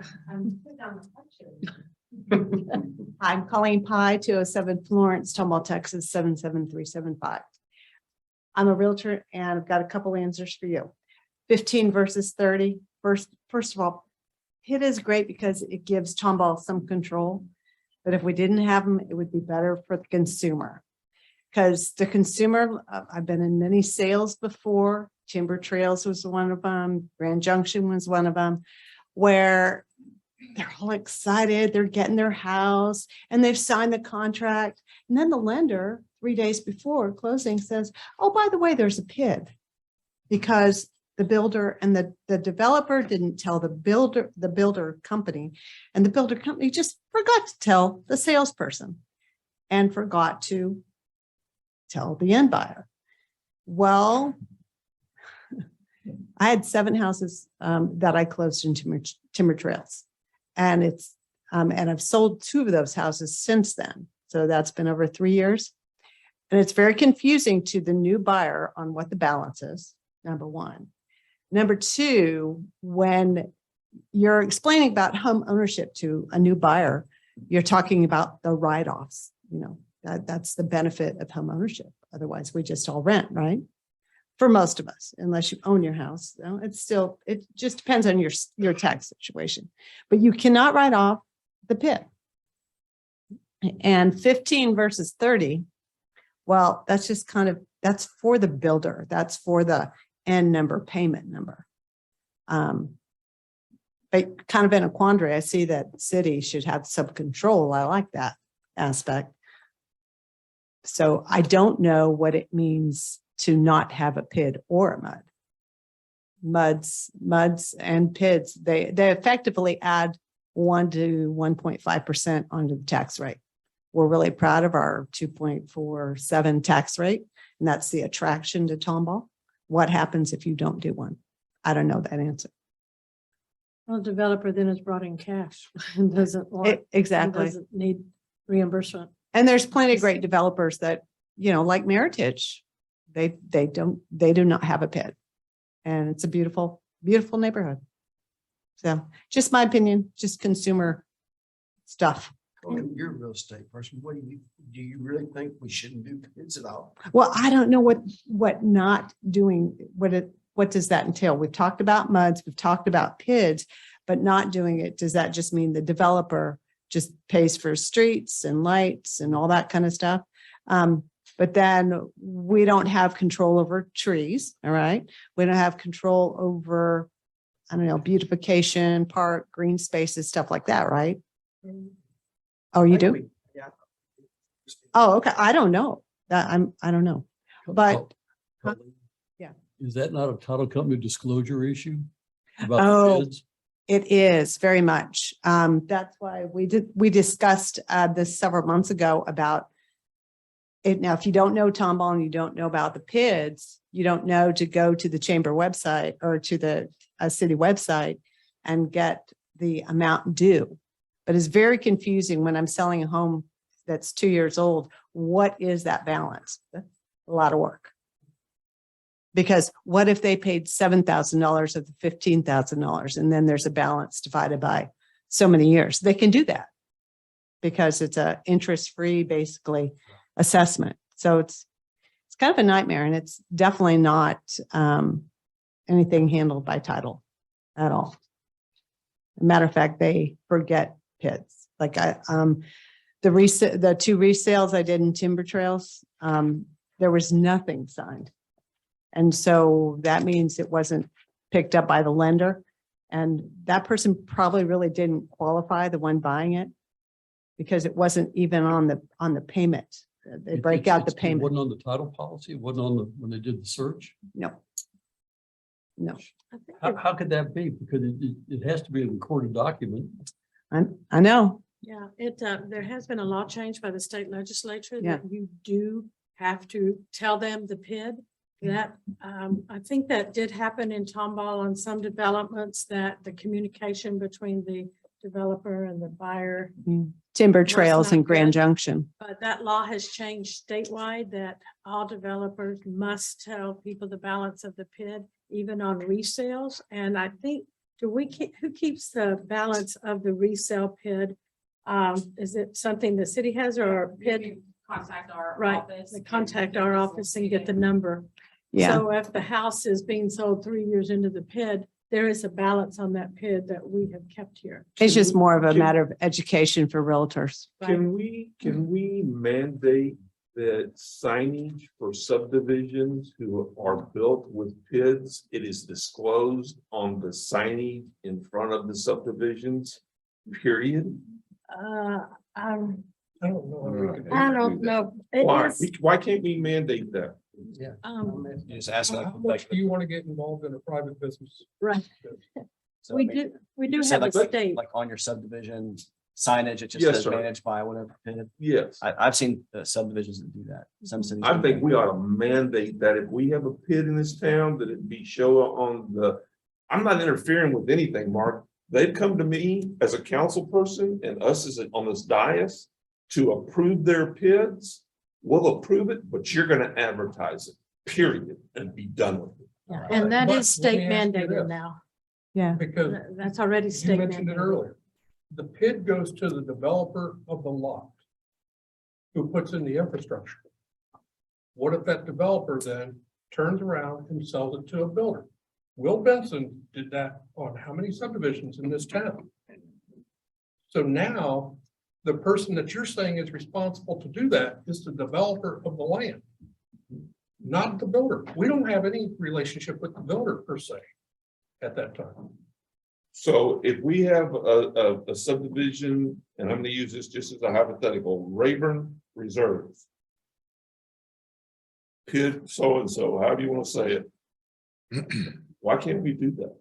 We're not saying that the builder in Rayburn Reserve is that. I'm just saying that if you're gonna buy a lot of land, be aware, folks, there's a PID on this property. Why can't we announce that we as a body have passed the approval of a PID on a particular piece of property in a subdivision? That's all I'm asking. Right, but I mean, that's one thing that we've tried to promote with our website is to list our PIDs in our different subdivisions. But people have to realize to go to the city website to do it. If we put it on the signage in front of the property, it's there, then they can go, oh, where do I find this information out? Oh, I can go to the city website and find it out. But to me, it's all how much do we as government want to get involved in a private business's business?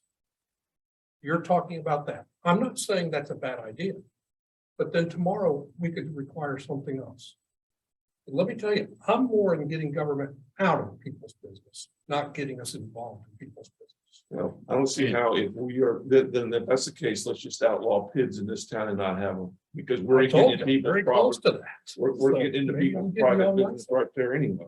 But here, just so we understand perspective here, we're talking about the original sale. What Colleen's talking about is the homeowner who's selling it 2 or 3 years later. What are the rules that govern that disclosure? Well, Are and there again, any if the states pass Are there? legislation that makes that disclosure required, then the title company needs to be able to pick it up. Is it the title company that should be doing that? Yeah. The realtor should disclose it, and just like with MUDs, we disclose it at the sale and then you sign it again at the title company. But I'm telling you that the PIDs get forgotten because the MUD is a tax and it comes on the tax cert. PID does not. That's a title company. That's the legislation. Well, Put that the in shape. PID is with the city and it's not a tax. And so when the tax cert, when it lists, it goes Harris County, Tomball, ISD, and then But it is- no. Yeah, I believe it does. And Colleen, if I'm correct, you know, the trick form that real estate agents use, which is through a state agency, those things, PIDs do not show up on that form, do they? Whether a house falls in a PID or not. They do not. There is a new form, you know, for a PID. But no, it does not. It, like when you go into the HAR website and you go and you look under the taxes and stuff like that, it'll list everything, but it does not list the PID. And so Do they it's, list months? they do. So they Taxing do not entity. list PIDs. It's a Yeah. taxing entity versus a Well, PID, which is an assessment. And that's, so the assessment is, so the PID is like an HOA, can't write that off. You had asked, Mark, you'd asked another question and I asked an appraiser about this. Yeah. My homework. It does not, a PID does not come into the valuation of a home. Absolutely not. Neither does a MUD. Right. Whether, so you could be in the Meritage subdivision and then you could go to Grand Junction. Similar priced homes, some are more expensive in Cherry Creek. However, if I've got only 2 sales in Cherry Creek and 2 sales in Grand Junction and the same square footage, they're going to go the same price. So basically, And only 2.47 over there and 2.47 plus, I think it's 0.87. It comes out to, no, it comes out to be like 3.1% tax rate over there. so am I correct in saying by what you just said, the subdivision that does not have the PID, where they paid higher price for their home up front because the infrastructure cost was included in their cost of their lot, is now being valued at the same value as what a PID. Because of what The house happened that- over the last 2 years, the prices of Grand Junction and Timber Trails have caught up now to Cherry Street or Cherry Creek. What is it? The Meritus. So, but across the board, even in other areas, not Tomball, it doesn't matter. If you got one subdivision that's a mud and one that's a pit and they're right next to each other, it's the same price per square foot. Unless there's amenities like a pool, a park, that kind of thing. But then I wouldn't, and neither would an appraiser, compare those two neighborhoods if one was full of amenities and one was not. Because there's all kinds of neighborhoods. I don't know, does the new Gian neighborhood, does it have a pit? The Gian neighborhood, we've got two Gian off I of don't Cherry. know which buildings. No. Colleen, Yeah, do subdivisions, even after they're established and the builders have moved on, is there not some kind of verbiage on a placard stating that they are in certain bud district? no, sir. They're not. Mm-mm. Okay. No. Thank you. So anyway, that's all. That's my 2 cents. Any other questions? Okay. Is there anyone else who would like to speak on this issue, on things that have been said? I do think the current PID for these people that are selling their land, if we accept them, I think we ought to you ought to do that for them, but then going forward. But I do know you have to apply, but still going forward that And don't that put whole a stop. issue has not come before council or anything yet. Yeah. On any of that. The only thing. is the Yeah, drainage. you have to apply. I mean, that's the rule. I see a hand. Can't see a face. Okay, there you go. One of the property owners for Hesmith Carville with my sister Melody and our neighbor. Okay, please say your name and address. 21801 Hesmith Corville, and I'm in Tomball. My name is Shauna Durham, and I'm a licensed real estate agent. I've been an agent since '96, off and on, and I worked at Century 21 on on 249 on Tomball. Also, the PUD and the PID are on the tax records when you go to close. I work for Better Homes and Gardens, Gary Green. If you're a new PID, that's the only time that it might not show up, but you can still look at it on your website. And I think it's a good thing, and it's a good asset to Tomball. So I'm just a fellow realtor, just giving my advice. Thank you. Any questions? All right, have we given enough direction? Is it clear as mud now what you need to do? Okay. So I know that there is an item for approval in I do have a question. in our city council meeting. Councilman Townsend? For the people who have 11 acres, I believe I heard. One of the ladies said they had 11 acres. Okay, so when you do your application, is it okay that they put those two on one application because we have 50 acres as a minimum On a debt pit. on a debt PID? We're not sure which one they're gonna seek, but if they're at 11 acres, they don't meet the 50 acres in a deeded PID. So can they combine those two on one application if the property is being sold together? Yes. When developers Just wanted to make sure so they were aware of it. Yeah, it would be, the way I understand it, so correct me, it would be one PID application, even if there were multiple property owners. Again, we would want 100% of the property owners within it. And then I would just remind council that we have already approved a PID that didn't meet that 50 I acre, understand that. that you do have the opportunity to consider that. Thank you. Okay. So any other questions on this issue? Is there any, do y'all have enough direction to bring this up again at council, whether what we during need to the do? regular meeting, council will give us the direction. Okay, all right. At this time, for the people who just came in, our council meeting is going to be running late. It's going to start late because we're going to take a 5-minute break right now. And then we're going to come back and do open air markets, mobile food courts, and downtown public restrooms. So we have 3 other items in the workshop. My apologies. This is not commissioner's court. We're not ending at 1 a.m, but we are going to start later about 7 o'clock with our regular council meeting. So 5-minute break, and then we're back in here to finish the last 3 of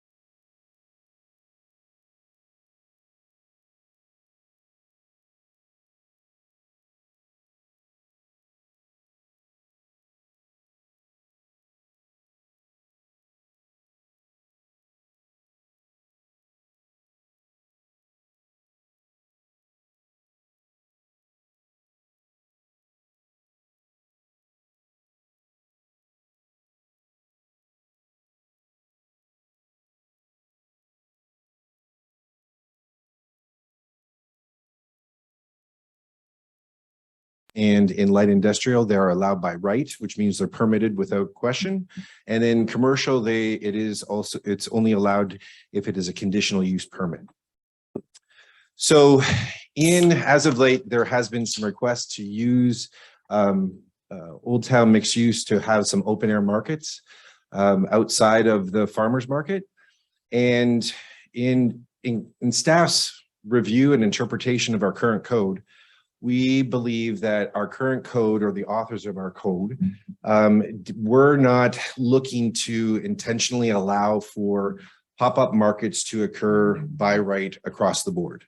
What that means is that folks could, any parcel in Old Town mixed use could put up a pop-up tent and start selling goods, right? And because that's what it's stated, it's allowed, it's permitted by right. So in staff's interpretation, we believe that an open air market, or the authors were thinking that it was going to be a fixed use. It was going to be something that was going to be used as a primary use within Old Town mixed use or any other zoning district that would allow it. But it would have a brick and mortar type use, very similar to a flea market that you would see going up to College Station on the east side of the road of Highway 6. So there is actually a brick and mortar with bathrooms, et cetera, there. So what we wanted to do is bring forward a possible text amendment because currently we don't have an actual, even a definition within our ordinance. We call out a use within our land use matrix, but we don't even have a definition of what an open air or flea market might be. So what we would like to bring forward to you, and we hope you can give us some direction, is that we would like to bring forward a text amendment that would allow for one, to add in a definition for open air market, which we have in front of you right now, which is a temporary outdoor marketplace where 2 or more vendors are on private property, where produce, merchandise, food, or other products are distributed, offered, or set for sale, or sold directly to consumers. So that would be the draft definition that we would present to you. And then secondly, we would ask for there to be a change to our current land use matrix where, and I'm sorry for, it's very fine print, but as you see on the right-hand side of the columns in rows there, it calls out what currently is allowed, which is in commercial by CUP, you can have an open air market. By an OTMU, Old Town mixed use, it's allowed by right, it's permitted, and also in LI. We would ask for a change for that to occur to be all conditional use permits for each of those respective zoning districts. And the reason why we're saying that is because we believe, with the thoughts of kind of keeping, not necessarily maybe control is a poor choice, but I think what we can see is that if everyone were to do what we were talking about, I think there is a place for markets in Tomball, and I think they do really well. And we want to encourage that, but we also want to have a little bit more oversight. And by having a conditional use permit that goes along with that land use, we would be able to request certain conditions, reasonable conditions that go along with that request. So Like what? we could talk about having proper bathrooms within a certain distance. We can talk about start times, end times, when those things could happen. What we don't want to necessarily happen is you have an open air market that goes to 1 o'clock in the morning, right? So we can condition some of those things and still be reasonable and still have a very successful market within Tomball. Would this have parking and trash and restrooms and time? That could be, and the social reason support? why we say conditional, because all places within that we're the districts that we're talking of, they're not all equal. So say you ask for parking in Old Town mixed use, we might not have parking, and actually there are certain areas within Old Town mixed use that we do not even require there to be off-street parking. Because that was done because there was no parking at the time that the downtown district was actually created. So I think that leaves us with a little bit of control. There are other open air markets, and from other cities, we pulled Dallas, we pulled College Station, we pulled a bunch of other places, and they have very, very prescriptive ways of going about these open air markets. And it kind of follows the same lines of as a special event permit. And what we're asking for to make it, I think that gets a little bit too much into the weeds. I think by just dealing with it from a land use type of things, I think it could be allowed at all times, as long as it follows the conditions set forth within the request. Not all times, but. Sure, that could be a part of the condition, right? You could say, well, we want it 46 times during the year, or 52, like maybe I'm once. talking about from 8 o'clock until 9 o'clock and shutting it down Right. at 9. We want to make sure that we're not interfering with the neighbor. Yes, sir. And when you talk about restroom facilities, they just can't put it, say like on Commerce Street, where there's no restrooms there, except, public restrooms. They have to go into a business, and those restrooms don't handle that. Right.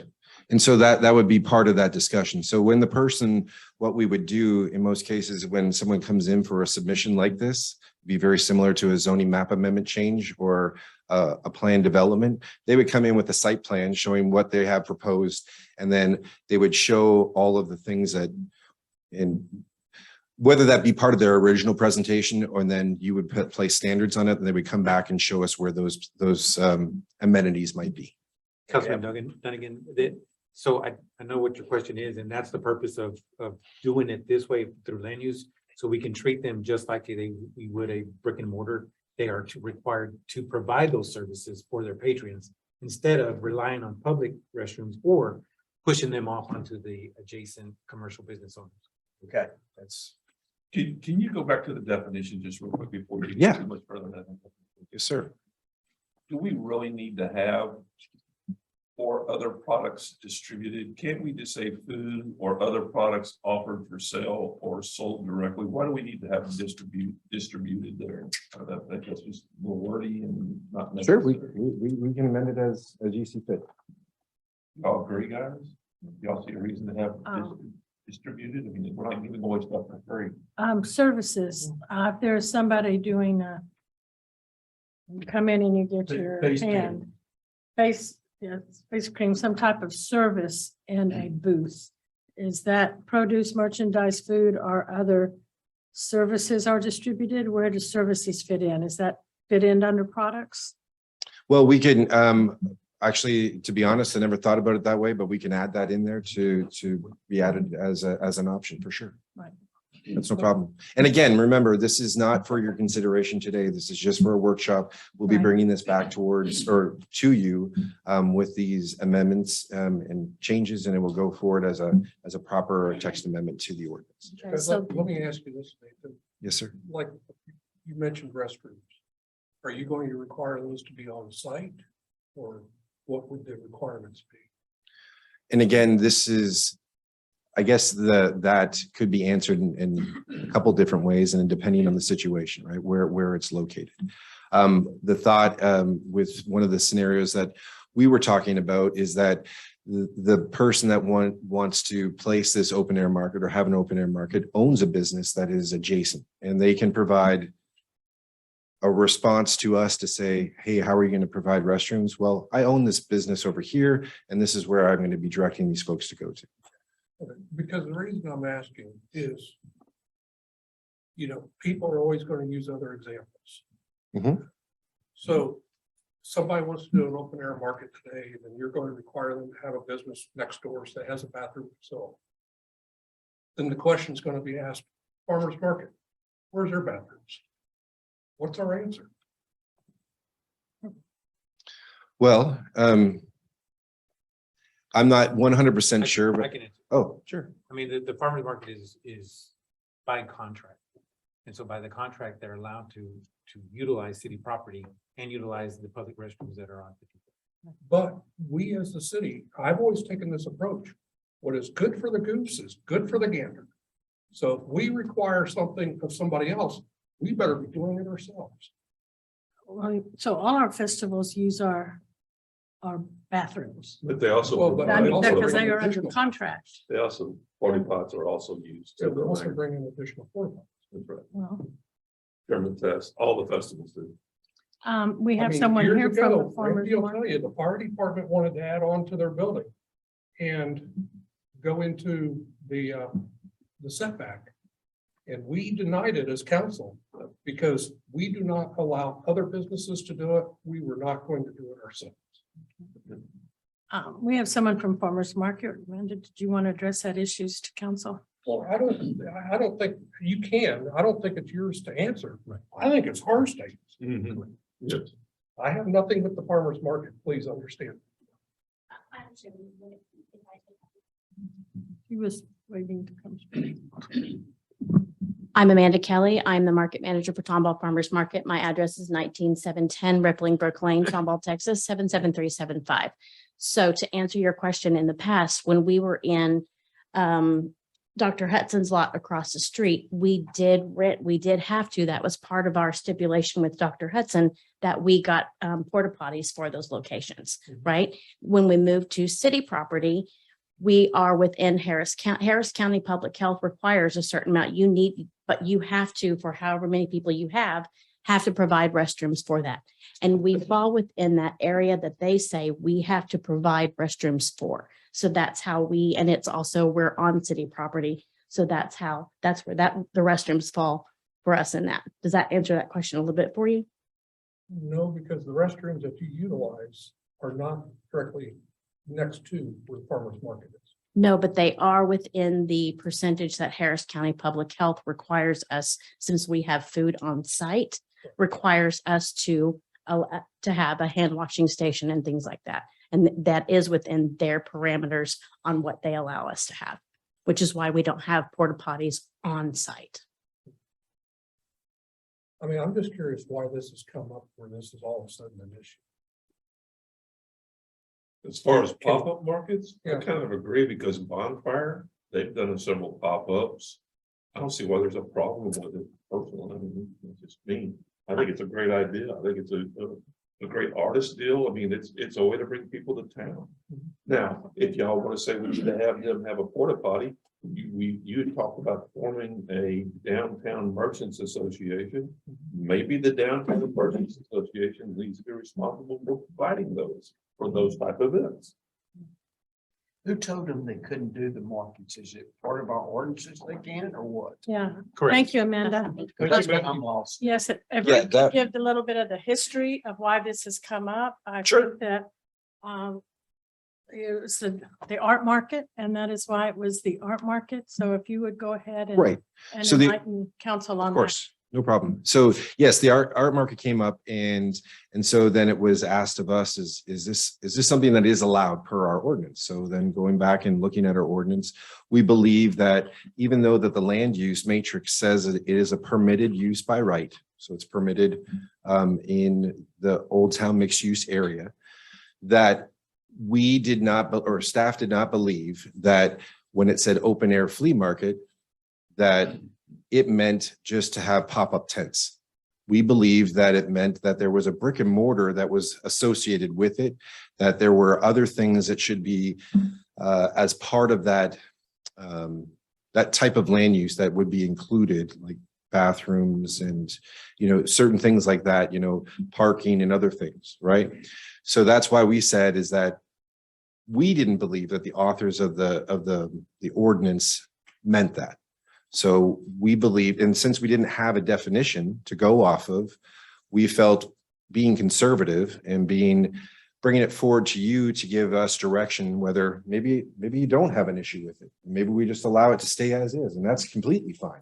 But we just wanted to be on, because we get questioned a lot, especially from code enforcement side of things, what isn't allowed. And when you put it in perspective to say is that every single mark or every single parcel could have a pop-up tent at any given time of the day, we believe that that could cause a nuisance.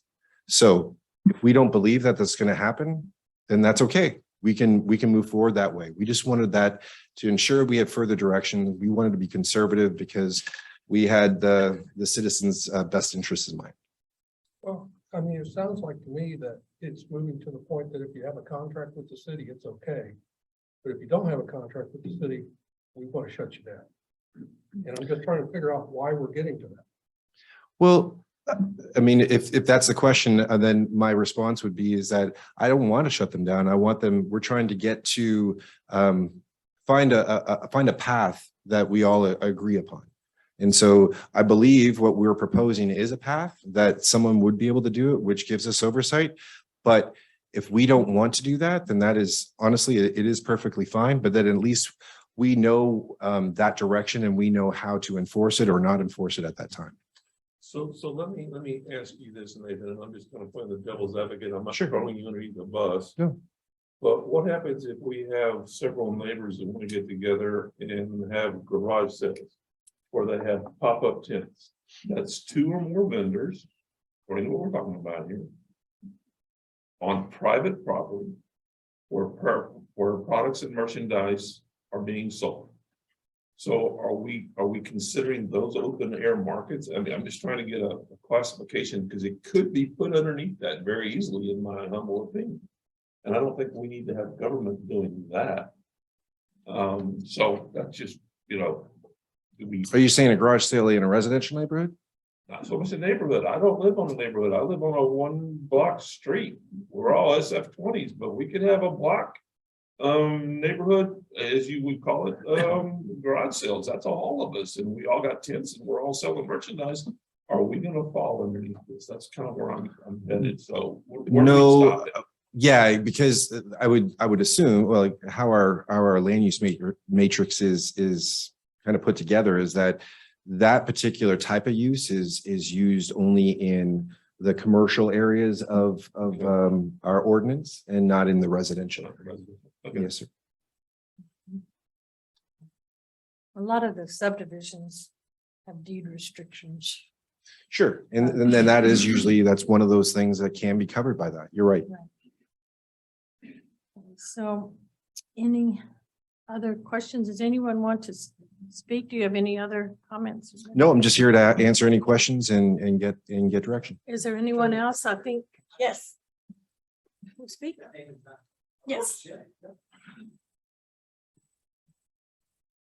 My name is Michael Pierce. I live at 13607 Arcot Bend, Tomball, Texas, 77375 or 77.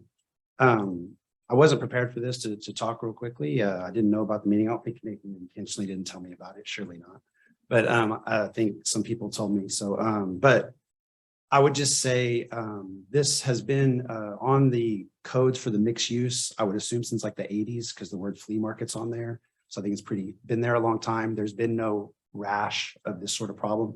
We have a market in town that's been going on for I think 7-8 years. It's very successful. You may have heard of it. It's an open air market called the Farmers Market with very, no problem. It's a great boon for town. Also the German Fest, great boon for town. We started this market because what I see is people love tents more than they love brick and mortar shops. I have 1, 2, 3, 4 now brick and mortar shops in town. I run one of them solely 7 days a week. I'm pretty, as Nathan said, I have my thumb on what I think kind of the market and the consumer of Old Town is. They love tents. You put a damn tent outside, excuse my French, and they will turn heads like it's like the Goodyear blimp or something. Okay, so we did this because we're trying to get more people to come. We know they like it. Plus, we also want to get more arts and crafts, and the farmers market doesn't always have those things, in my opinion. Also, tamales. There's no tamales over there. I've been pretty upset about that. So this is basically my ruse to bring tamales to town. Okay, but anyway, it's been fun. It's been good. We think that they're, like you said, sir, if it's good for the goose, it's good for the gander. They have no restroom. They've had no restroom. Most of the shops in town don't even let people use their restrooms. Go through any of them on a day and ask and see where you get. So this rule that we have to have a restroom, I have properties there. We can use those restrooms. That's no problem. I don't want to bring porta potties on. They're disgusting.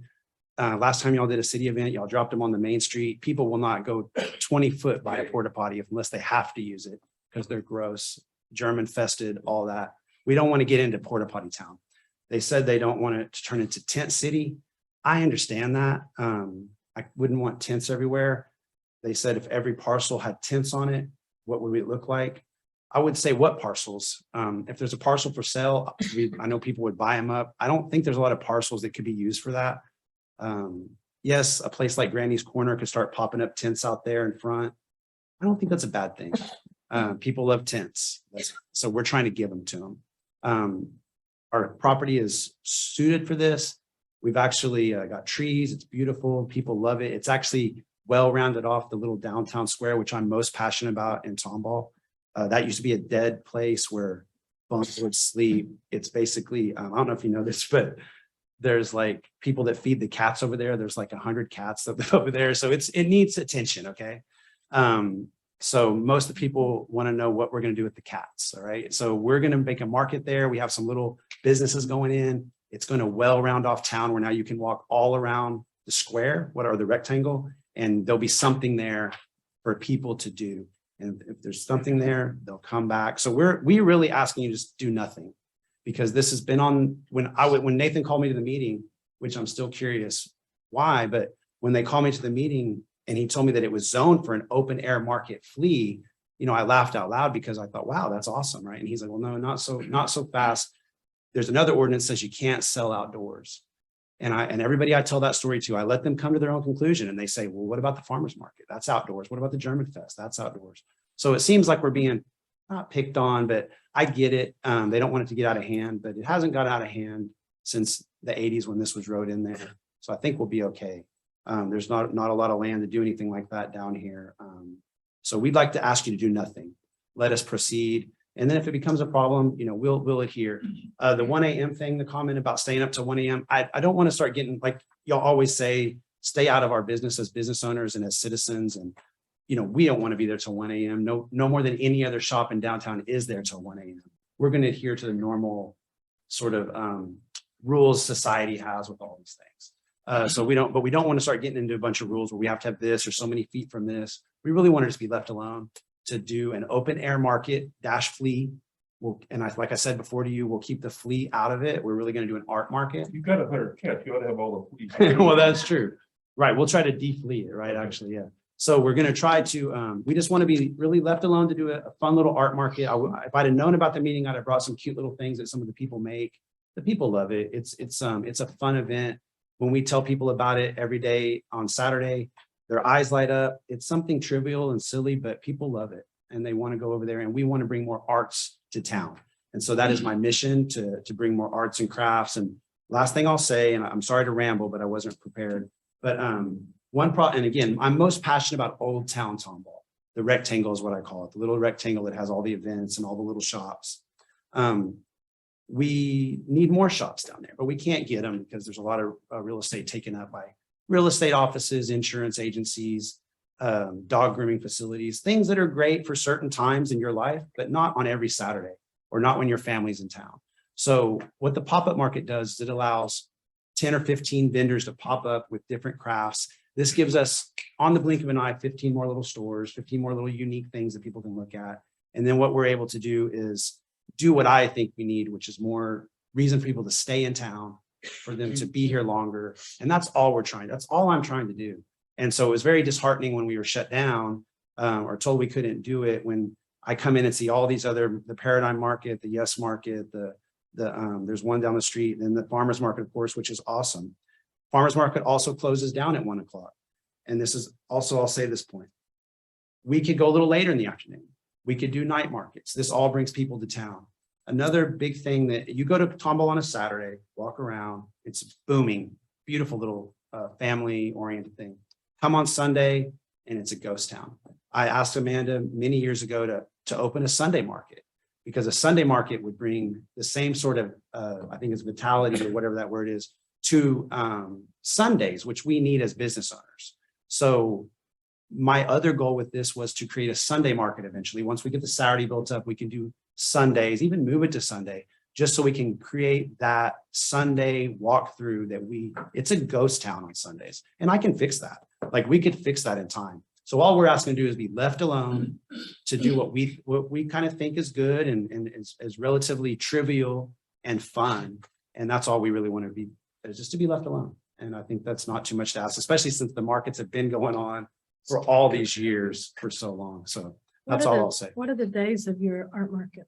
Well, originally I had wanted to do it all the time, freedom, right? As last I checked, when someone's telling me, well, shut down, or, we're in America, we were going to be open really whenever we wanted to be. Because I wanted it to be, again, the same, I think that's vitality or vitality, whatever. On Saturdays, I want to bring that to other days.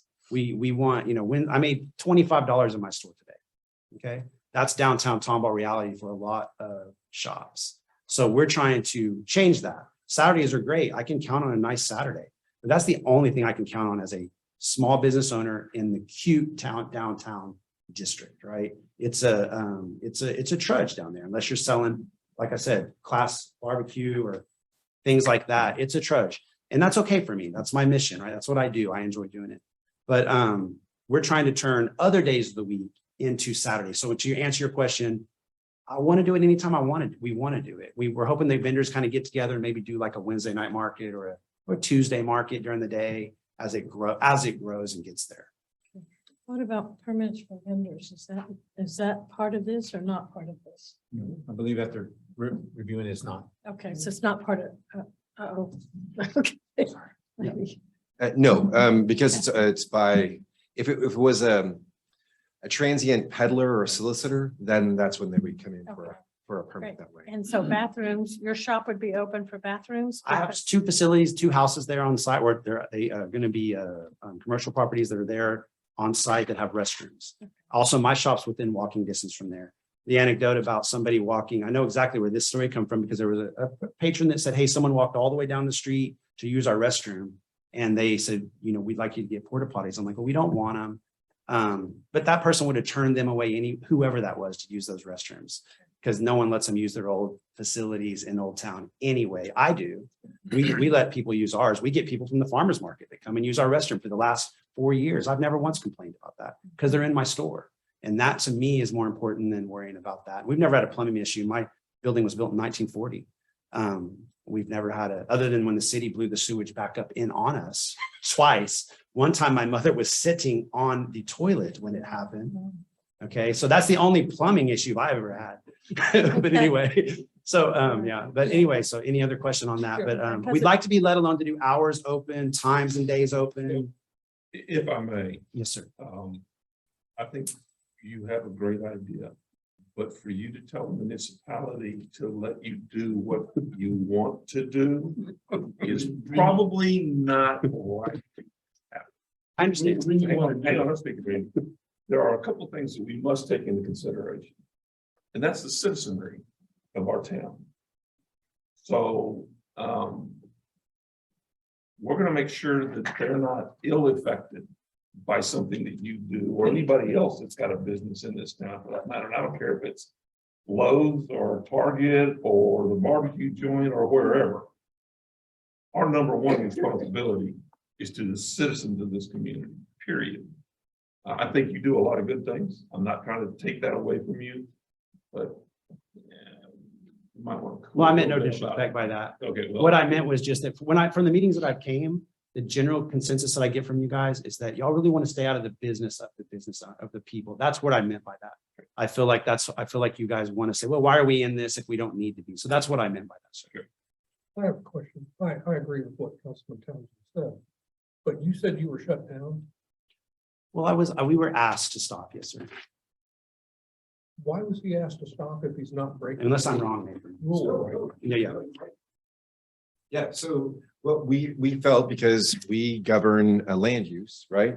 We felt that the way that the ordinance, since there wasn't an open air market, like a definition for it, we felt that until we had this straightened out, which we've actually had a very good relationship over the last couple of weeks where we've talked about this and we kind of put ourselves in the situation where, hey, if it's not called out here, we don't believe that it is. This is what could happen. And then Michael was very open to the idea until we got this figured out that he would close down until we figured that out. So what does our ordinance actually read, if I may? I mean, I'm just curious why we ask somebody to stop something if they're technically not violating.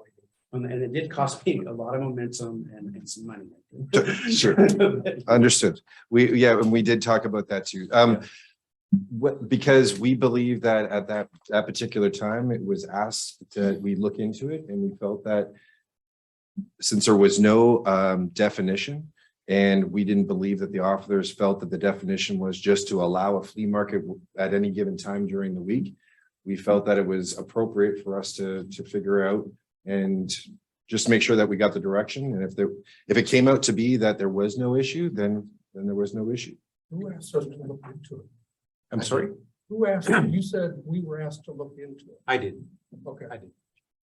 I'm just curious why we would He stop. said they monitor social media and saw my posts, that were. Yeah, no, I saw your post and that. And I make My fun of- wife and I walked Yeah. through your. And then, but at the same time, there was another type of market that was happening. It was a night market, and there were some things that maybe weren't as appealing that were occurring. And so this was a symptom of looking at that, right? So if we were to allow it, we would allow just looking at everybody the same way. If Michael wanted to have his market, then we would allow his market and also that night market. So we wanted to make sure that we got direction. Well, the night market was on public property, Yeah. public property. Yeah, like they were setting up on the streets. And Yeah, And no, in all we- honesty, you we can't- started that at our shop, but then we shut that down once they started going Yes, sir. further. But those people wouldn't shut down. They wanted, and they did it once as a protest, like to mean stopping it. We stopped it because it wasn't the right thing to do. And plus we had now had a private property that we could do it on safely. So that's I think what brought this up most probably. Yeah, you, I'm sure you're aware. Right, You that's why public we property didn't allow it. for your business. Yes, We sir. set up in front of our shop, just like right in front of our front door, and it just slowly grew where people would just show up and it was like, and we cut it off, and that's what happened. Yeah. Well, let me tell you, there's a business down here at the 100 block of Main Street that uses a public sidewalk for their storage area, which I still have no idea why that has not been cleaned up. Grandmother, I've asked that for years. grandfather. Grandfather, yeah, right. Okay, As so far as I'm on, concerned, they probably own that. TxDOT doesn't. so on the open air market, your text amendment on the definition is what you're asking for. To either have one or not have one, and in order to have the definition more defined of open air market. Not only that, but we would ask for also the change to the land use matrix as we had, well, this was the proposal that we were coming forward with as staff, right? Okay. And then what we were asking for is direction to say, is that appropriate for us to go down that avenue? Or is it something that do we believe that is an issue? And if it's not, the only thing I say, if we say that this is not a problem, the only thing that we would ask at that time is have a text amendment that gives actually a definition to this term. So Nathan, let me ask you one quick question. Is it not creating more for entire staff to have conditional use permits? Because that's what you're asking for, correct? No, we're asking for a definition of. No. If you go to the matrix, That's correct. it's a conditional use that you have to come and ask permission to change to, correct? It would be a conditional use, right? So it has to come before this body. It does have to come before this body, which, oh, sorry, go ahead. So do we need to have that kind of stuff come before this body, or is that not something we can let staff kind of have some free, Well, if you will? and it kind of go back to the confusion about why this is even here. It gives us better guidance and direction, because not all situations are the same. I mean, if we're gonna talk about night markets and things like that, there's unintended consequences there. So that's why we really needed to, and it worked great with Michael about his market here, to that way we can get it right. Okay, that's fine. I mean, if that's what you guys want, I don't have a problem with that. I just don't want y'all creating more ground noise than necessary. Yeah. I guess this is my question, goes back to kind of what I had said about doing what we want. The night market on my private property, why would that even need to be a city issue? That's where I guess I get confused. 'Cause it's my private Well, property, kind of like you said about your friends and you. setting up like your Councilman lane. Parr? So that's why I made the comment, you said when you want to do it. And that concerns me that you might be out there 1 or 2 o'clock in the morning. Well, there's rules and laws, I assume against that. I mean, we, I think there's noise ordinances and things that we would have to do with it. Yeah, as far as I'm concerned, it's my private property.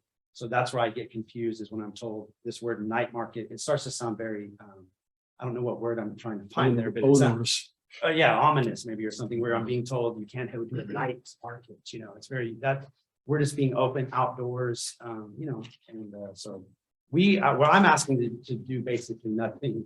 And just let us proceed with what's already zoned there, which is an open air market dash flea. And it's been on that zoning again since the eighties. And there hasn't been an overrun of problems in the city. Unless you consider the very successful German festival and very successful farmers market, some sort of bad thing. Do we not have a kind of a shutdown time for German Fest and for the, like the big show and the other events that run into the evening hours? Big show's like 9:30. I was there. German Fest ends at what, 10? Yeah. Yes. Ends at 10, usually 10 o'clock. Everything in the city. needs to be Maybe shut we down. add that in. Noise ordinance. Maybe we everything. add that into this. 10 o'clock? We Well, could. I think it's strange that we're told what time, and we would never want to stay past that. Mm. But it seems weird to me that you're telling a citizen what time they can or cannot be outside. Because of the effects that it have on your neighbors across the street. We still have citizens live right across the street from your property, sir. No, I agree. I know. So if it was you and you were living there and you had an elderly person, or if you had a baby and you had somebody across the street making all noises at all points of the hours of the night, you, sir, would be up here saying, hey, can't you guys stop this? That's what we're saying. Yeah. You're no different than anybody else. But granted, give him the benefit of the doubt that he doesn't have music and stuff like this playing that he's. So let's not jump the gun there, sir. We may do something like that. Right. Again, we want to So be then- open to do, we want to be open to do, things. 10 o'clock. So it'd be 10 o'clock. Yeah, yeah. Okay, any other questions for him? Any other questions for Nathan? Have we given direction that we do want to go forward with something? Well, can I ask add one more thing? So Mhm. there was a business that was going in there before that was going to have music. So my understanding, they were approved for a very expensive renovation. There was going to be a stage there and all this stuff. And this got they went through, it was called a Commons Grounds Coffee. So there was going to be a music venue there up until we bought it because they ran out of money. So just FYI, that was something that they had gotten EDC grant money for or approval for. So there would have been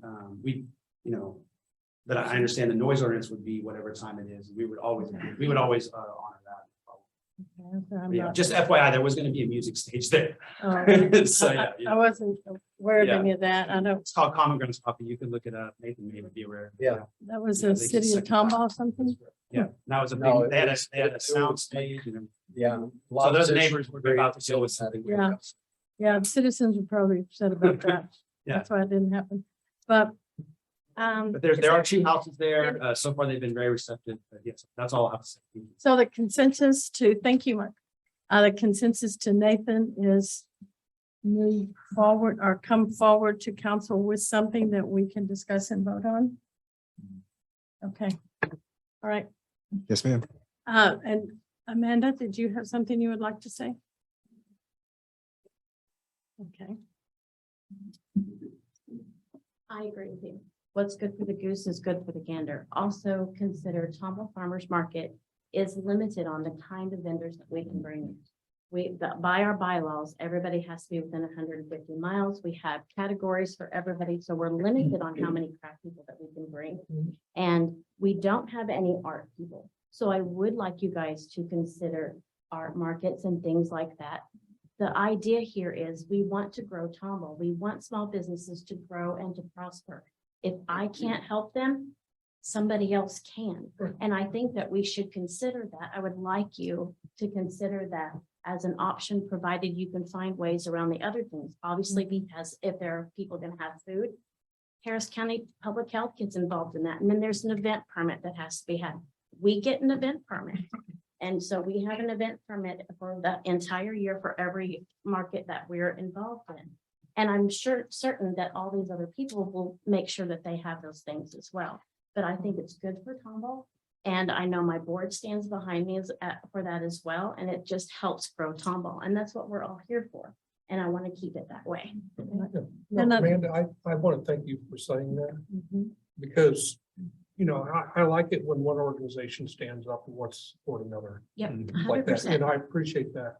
And what somebody said earlier about maybe doing a Sunday art market, similar like what the I think the it's farmer's fabulous. market does on Saturday, setting it up and entering into a contract with the city for the same lot, doing it on a Sunday, I think would be great. And that way we get away from your concerns, Derek, of the residents across the street, and it can grow. Yep. And that, I think that would be a great idea. So for our farmers, there are two reasons we don't do a Sunday market. Our farmers, we're local farmers. We're not big, we're not big farmers, and I don't want to confuse our community by bringing in California and New Mexico. Everybody in our town knows, anybody who's in this area knows they can come to Tomball Farmers Market and they're going to get local, Yes. period, right? Mhm. So our local farmers don't have it to give on Sunday. Right. And so that there would be that limitation, but would I love to see something like that? Yes. Will Tomball Farmers Market do it? I am one person. No, sir, I will not be doing No, I'm it. not asking you So to do it. I already do 52 weeks, 52 I'm not hours a week. asking you to do it, just like I've asked the other groups to form like a downtown association. If this is an idea that he has and he wants to grow it, maybe he can meet with you and get some 100%. ideas and form his own board. But I think that would be a great idea to do, No. where we have. I've sent people, we've had several private conversations with it, and I've sent him people that don't qualify for us, that aren't maybe local, or we have to be vetted, right? All our vendors are vetted. So people who don't, maybe my vendor committee says no on, I've sent it Michael's way and other organizations, I give them to the, other stuff that we do here locally. So nobody's trying to stop anybody. I want to make Oh, sure no, that, I never. that And no one's trying to stop what Michael's doing. No, I What think we're it's trying to do is definitions for uniformity for anyone else who would come in too. We need to have this applied to everyone, not just say we're not doing it because we know Michael does a great job. So that is part of it, but no one wants to shut anything down. No.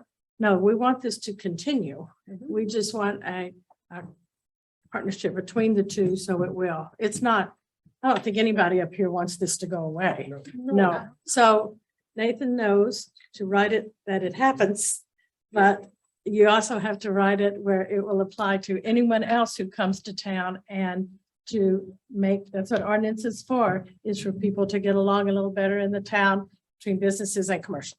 Yes, And so we can't just leave it blank because we don't have a definition of mobile food cart. I mean, of the, what you said. Open air Thank markets. you. Yes. Okay, any other questions? Do you have any other comments? All right, thank you. Next item, mobile food courts. Nathan? All right.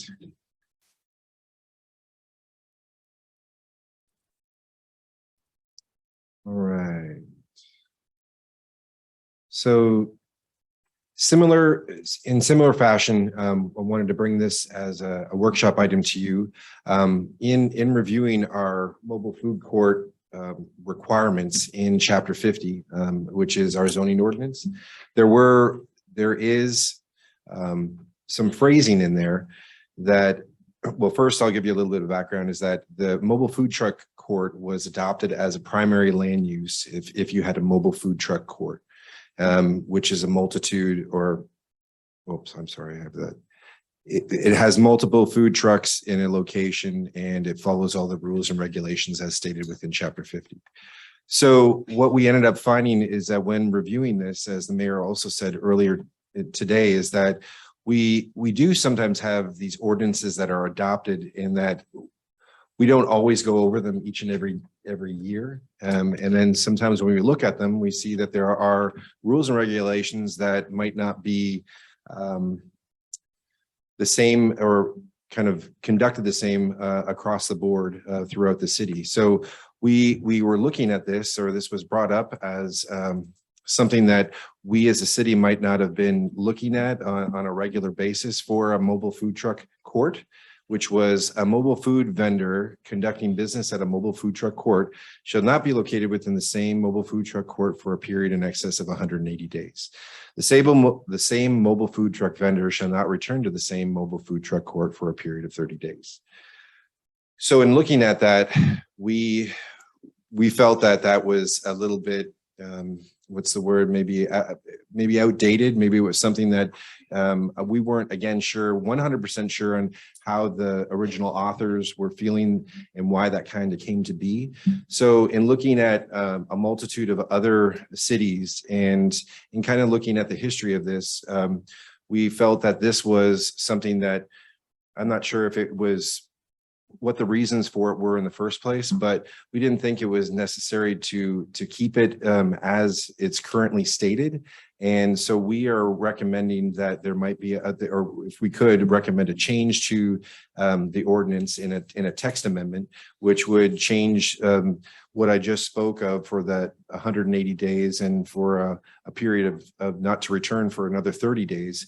We were thinking to change it to a mobile food vendor conducting businesses and operations within an approved mobile food truck court shall not be subject to restrictions on the length of time that may be located at the mobile food truck court. Can I make a suggestion that you defined what is an approved mobile food court? Because we don't want somebody to come in and set up in a parking lot 10 mobile food court vehicles and say, this is my court. Understood. And you are correct, sir, is that we do have that already defined within the ordinance. This was the only change that we are providing at this particular Can you time. review that definition? And Derek, it does not affect mobile food trucks. This has nothing to do with them. It's food courts. Yeah. And there's nobody else in this. I can't find anybody in the state that makes them move. These things are brick and mortar. I'm not talking about those. I'm talking about I know. The definition of mobile food what a court. definition of a mobile food court is, what they have to have, Review that. what are the amenities that they have to have in order to be considered approved. Number It's one, in there. It Okay, is. as long as it's in there, that's fine. Yes, sir. But also, like I said, we don't want somebody to pull up at HEB and put in 15 food vehicles and say, oh, this is our food court now. It says in there, Derek, you gotta have your own restroom, you gotta have tables. It's just like the one that we've already got. That's what it's Is got to that be what it- like. Okay. That is correct. Okay. Both of you are correct. And what this was is back when the food truck court came in, there was a consensus on council that did not want food truck courts to compete against our brick and mortar restaurants. That they had put in more to it in the brick and mortar restaurants. They didn't want competition, and that's why. Well, since then, times have changed. Food truck courts are brick and mortar restaurants. So moving a food truck court, moving a truck is really up to the owner, whether it's a good food truck or not. So that is why this change has come about now.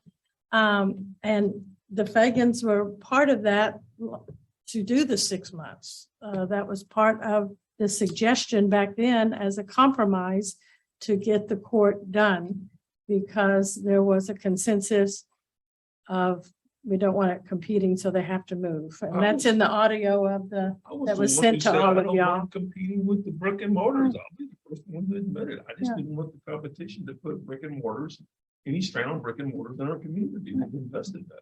And one councilman Times was have worried about changed. being there. I didn't want them there long than 3 weeks. And That wasn't me. no, it wasn't you. But Mike come back and said, I'll do whatever you guys want, but we'd like to have it first at 3 months. And then he changed it to 6 months Yeah. at the end. Cause I listened to that hour and 19-minute deal. And Yeah. he did it because they were comparing it to Baldy's, I think, at that time. Montgomery County. And Baldy was doing it every year, moving them, I think is what you told us. And I told them, and you came to us with P and Z and we passed it without any problems. Yeah. So I'm thinking it should be added. Okay. Well, I don't have a problem with that, but y'all still have to have those vehicles inspected, correct? Once a year? Yeah.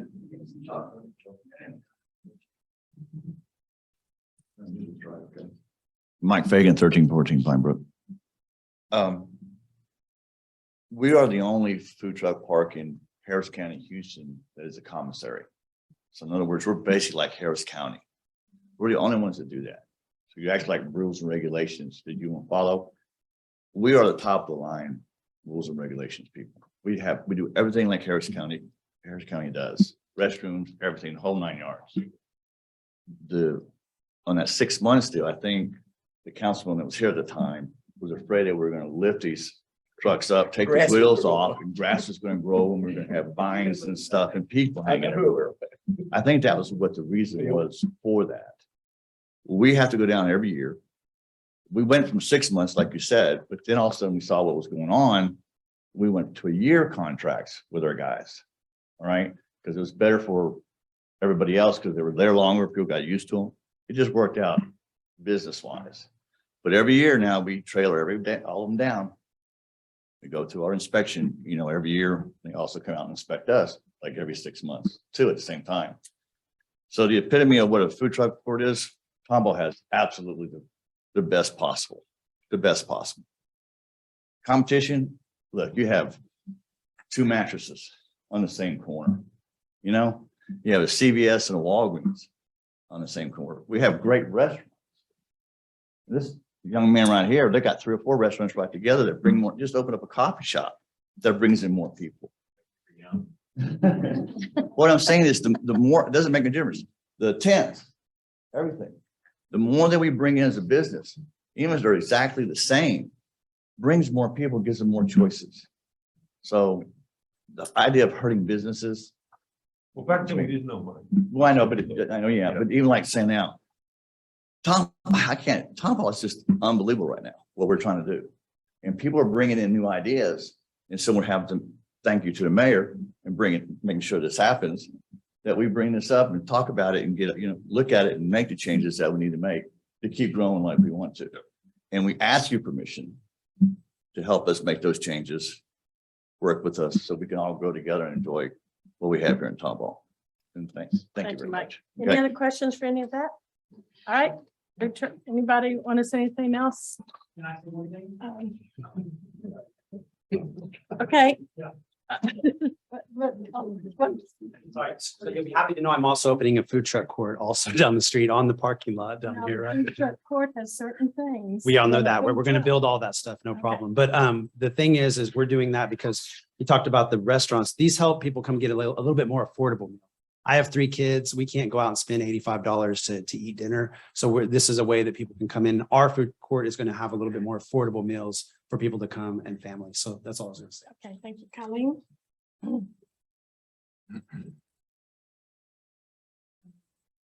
Hi, 207 Florence, Tomball, Texas. So I gotta say, if I'm hungry for tater tots and brisket, I'm going to the food court. If I want brisket, I'm going to Tejas. And if I want tuna tartare, I'm going to Gray's. So competition is good. If I want a certain kind of Mexican food, I'm also going to go to one of their food trucks. And if I want real Mexican food, I'm going to go to Martha's. So people want what they want, and we just have a lot of choices, and we have a lot of fun here in Tomball. So Thank you. All right, any other comments? Let's go to the next slide. We are jumping over. Okay, TML legislative. This has been sent to y'all ahead of time. I wanted, and you have it in your Trello to look at. Our state representatives want to sit down and get Tomball's priority before the session opens in January. And so I've looked at a lot of this. TML's priorities are listed right here. We're not going to take the time to go over this right now. So please read this, and then before meet with our state representatives, which will be in December is when we're going to be meeting with them. I want to be able to give them a list of Tomball priorities. One of the things I mentioned is where are we on surface control? Can you bring that up again?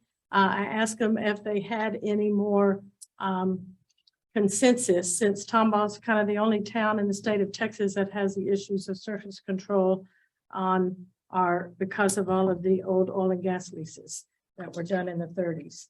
So please read this. They want to cut down, they want to take away from cities. That is what some of the priority is. And TML will try to defeat any legislation that will erode municipal authority. The other thing that is on here is the make beneficial amendments to House Bill 2439. which is our building facade bill. So want to change some of that. Tomball, we keep a good relationship with our state representatives, so we don't have things done to us. We want to be able to influence what is done. It's hard to change a bill once it's passed. And when things happened in the past, like the facade bill, first thing that was said, why didn't y'all tell us? Well, we're not having that happen again. So that is what this is. Please read it, text me, email me, write a note, dictate it, whatever you want to do to let me know what your feelings are. We've gotten with the chamber, their priorities are public safety, workforce development, and transportation, which is all business. This also affects every part of the city that is in there from Texas Municipal League. Will you be meeting with them or will it be you and David or what? Be David and I, he doesn't know it yet though. So. We'll be meeting. So, no, it will be David and I. So that we'll be meeting with them. So that's any questions on legislation? That's what we were doing. Yeah. Request to hear our agenda items in prior workshop. Where this came from, we were talking and you know how we have 72 hours, we get our agenda and that's how we know what's on the agenda. Sometimes it would be nice to know ahead of time so we can make some input into city staff. So when it comes on the agenda, it doesn't have to go back 2 or 3 times. So David said this had been done where you worked prior. So if you would kind of just briefly say something about it. Yes, and you know, many cities do utilize the workshop and then the regular meeting model to be able to talk about items, and then if they need to hold off, and then they go into the next meeting. So it does give an opportunity for council members to see kind of in a workshop setting to be able to ask questions and kind of give direction before they're asked to take action on that item and try to forego the tabling of items to the next meeting. This is one way. There's other ways that we can do this. We've talked about utilizing the new program that we have, and we can upload a lot of this information beforehand there for council to review. That is another way to do that. So that's was to start the conversation of how much information and what is the best way for this body that would like to receive it. So do you want a 30-minute workshop? It's As long 30 as we don't have 31 items in a workshop, we couldn't even get hardly through 7 of them tonight. I know. This would be basically a workshop 30 minutes before the regular council, but it would be dealing with things that were on the next council 2 weeks from now. It would be discussing items that possibly would be put on council agenda at the next meeting, not the one that would be that day. Or do you want to do it as a special Trello deal where you're reading and looking at all the items that possibly will be on the next agenda or on Trello? Which would you prefer? I'm in favor of working on it on Trello first. I mean, for example, like the situation tonight. Me personally, coming from the business world, delaying this meeting over an hour for people who were expecting our regular city council meeting to start at 6, I think is very disrespectful to those things. Well, and last time I did that, you told me I was being disrespectful by not giving you plenty of time to talk in these. So that's why I did this at 7. Don't get defensive. No, I'm not getting defensive, but It sounds like you're getting defensive. it sounds like, All I'm saying is our city council meetings start at 6. okay. Here it is after 7. And we haven't even started the darn thing yet. And we've got a special meeting before our council at 6. All right. Now, the So comment was made do we want, where, well, I don't want to be here till 1 o'clock. You know what? I knew what I was running for. I got elected to this position. If we want to go till 1 o'clock, so just don't disrespect the citizens. do we want to go till Trello, do Trello? That would be for first. Okay. How do you Right. ask questions if you're doing Trello? Just email me. Just email you? We can't do it on that. Well, I knew that. I knew that. I don't Yeah. have to walk in quorum. Y'all lectured me on board. Times like down. Okay. Downtown, all right, so that takes care of that one. Downtown public restrooms. Our restrooms on the north side of 2920 were approved in the budget. But they are also tied, these are the ones that are going across from Cherry Street Antiques and that property that the city owns. But it is also, which I did not realize at the time, tied into the alley projects with TEDC. So the timing of getting those restrooms actually where they can be utilized is 1 year to 2 years away. Is that correct? Yes. Right. We have heard from businesses down there that we don't want porta potties, but we don't want that. But is it possible, is it something that we should look at and see if we can make happen? What I call wedding bathrooms, which are the very nice ones up on a trailer or behind a trailer with very nice restrooms to accommodate them that on the other side of town for events and for all the things that we have. And if so, is that something that the landowners on that side would want to help support? Or how would we fund it? Or do we just say it's going to be 2 years before those restrooms happen, or 1.5 years? So that's the discussion on this. Any comments? David, do you know how much those? She's calling, what, you got any idea what they cost? Yes, Drew looked into those costs and. Explain to everybody what they are. Yes, sir. So in all reality, they're built on an RV trailer, so they're skinned the same way an RV is skinned. They just don't have the pullouts and everything else that some of the RVs have. They have air conditioning. So we looked at, obviously, the restrooms that we would have to put in. We would have to have ADA options. So the cheapest one is $66,000. That's for 3 restrooms, 2 normal restrooms, 1 ADA. Those are thin sheet metal skin restrooms, and so that's $66,000 to $76,000 for that restroom. Something larger, then you get into the $100,000, over $100,000 range. Cost of rental.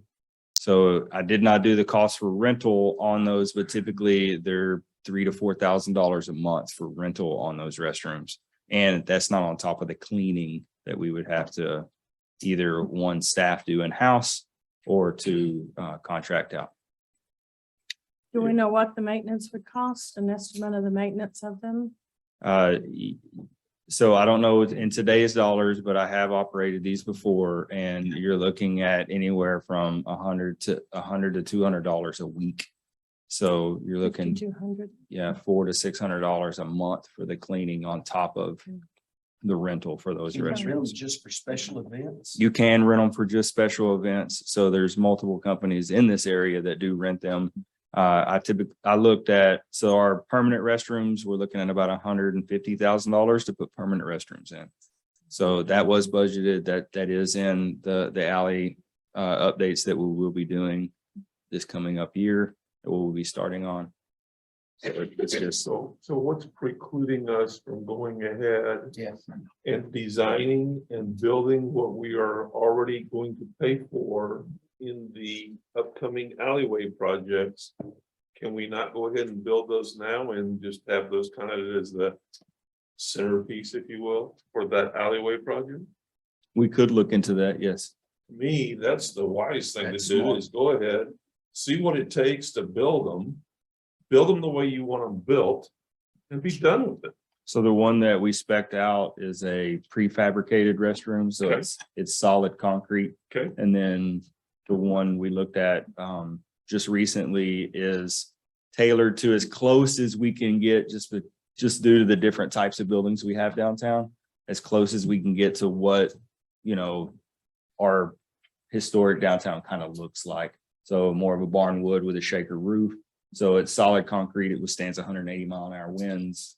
They're pretty, they put these in public. If you've been to a Texas public park in the last couple of years, you've seen them. So more than any methane gas explosion would do, so go ahead and Yeah, it's- build them now, So be done.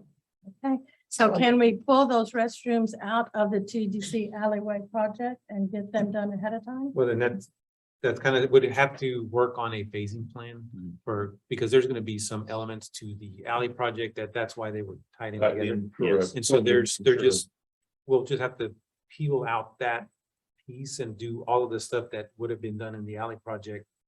So that way we're not tearing into it twice. Is that feasible, David? I can't answer that. Okay, so right look now, into so the let me look at that. feasibility of it, I guess, is the way to Yes. say it. We'll have to look into Okay, it. There's gonna be costs for advertisement and issuing different contracts to just do this, but it can be done. There's scalability of the project and there's efficiencies gained with doing if you have your utility contractor, concrete, all of those different things, but we absolutely can come back with a proposal. Will the septic system, the sewer lines handles a new system down there? We've got old plumbing over there, that's where he's Yeah. coming from. We got old plumbing over there, is it gonna be enough to be I able to know handle Chuck the talked rest? about plumbing there. Yes. On the Yeah, north that's side what they- there, we did camera that line because of the alley project. We want to do those improvements Okay. before that, so that we do have that information. So then let's look at the feasibility of it before we spend any money on ring or purchasing anything else. If we can do it, let's get it done. I agree with that. okay. Is there anybody in the audience that wants to comment on the toilets? You can come use our new setting for it.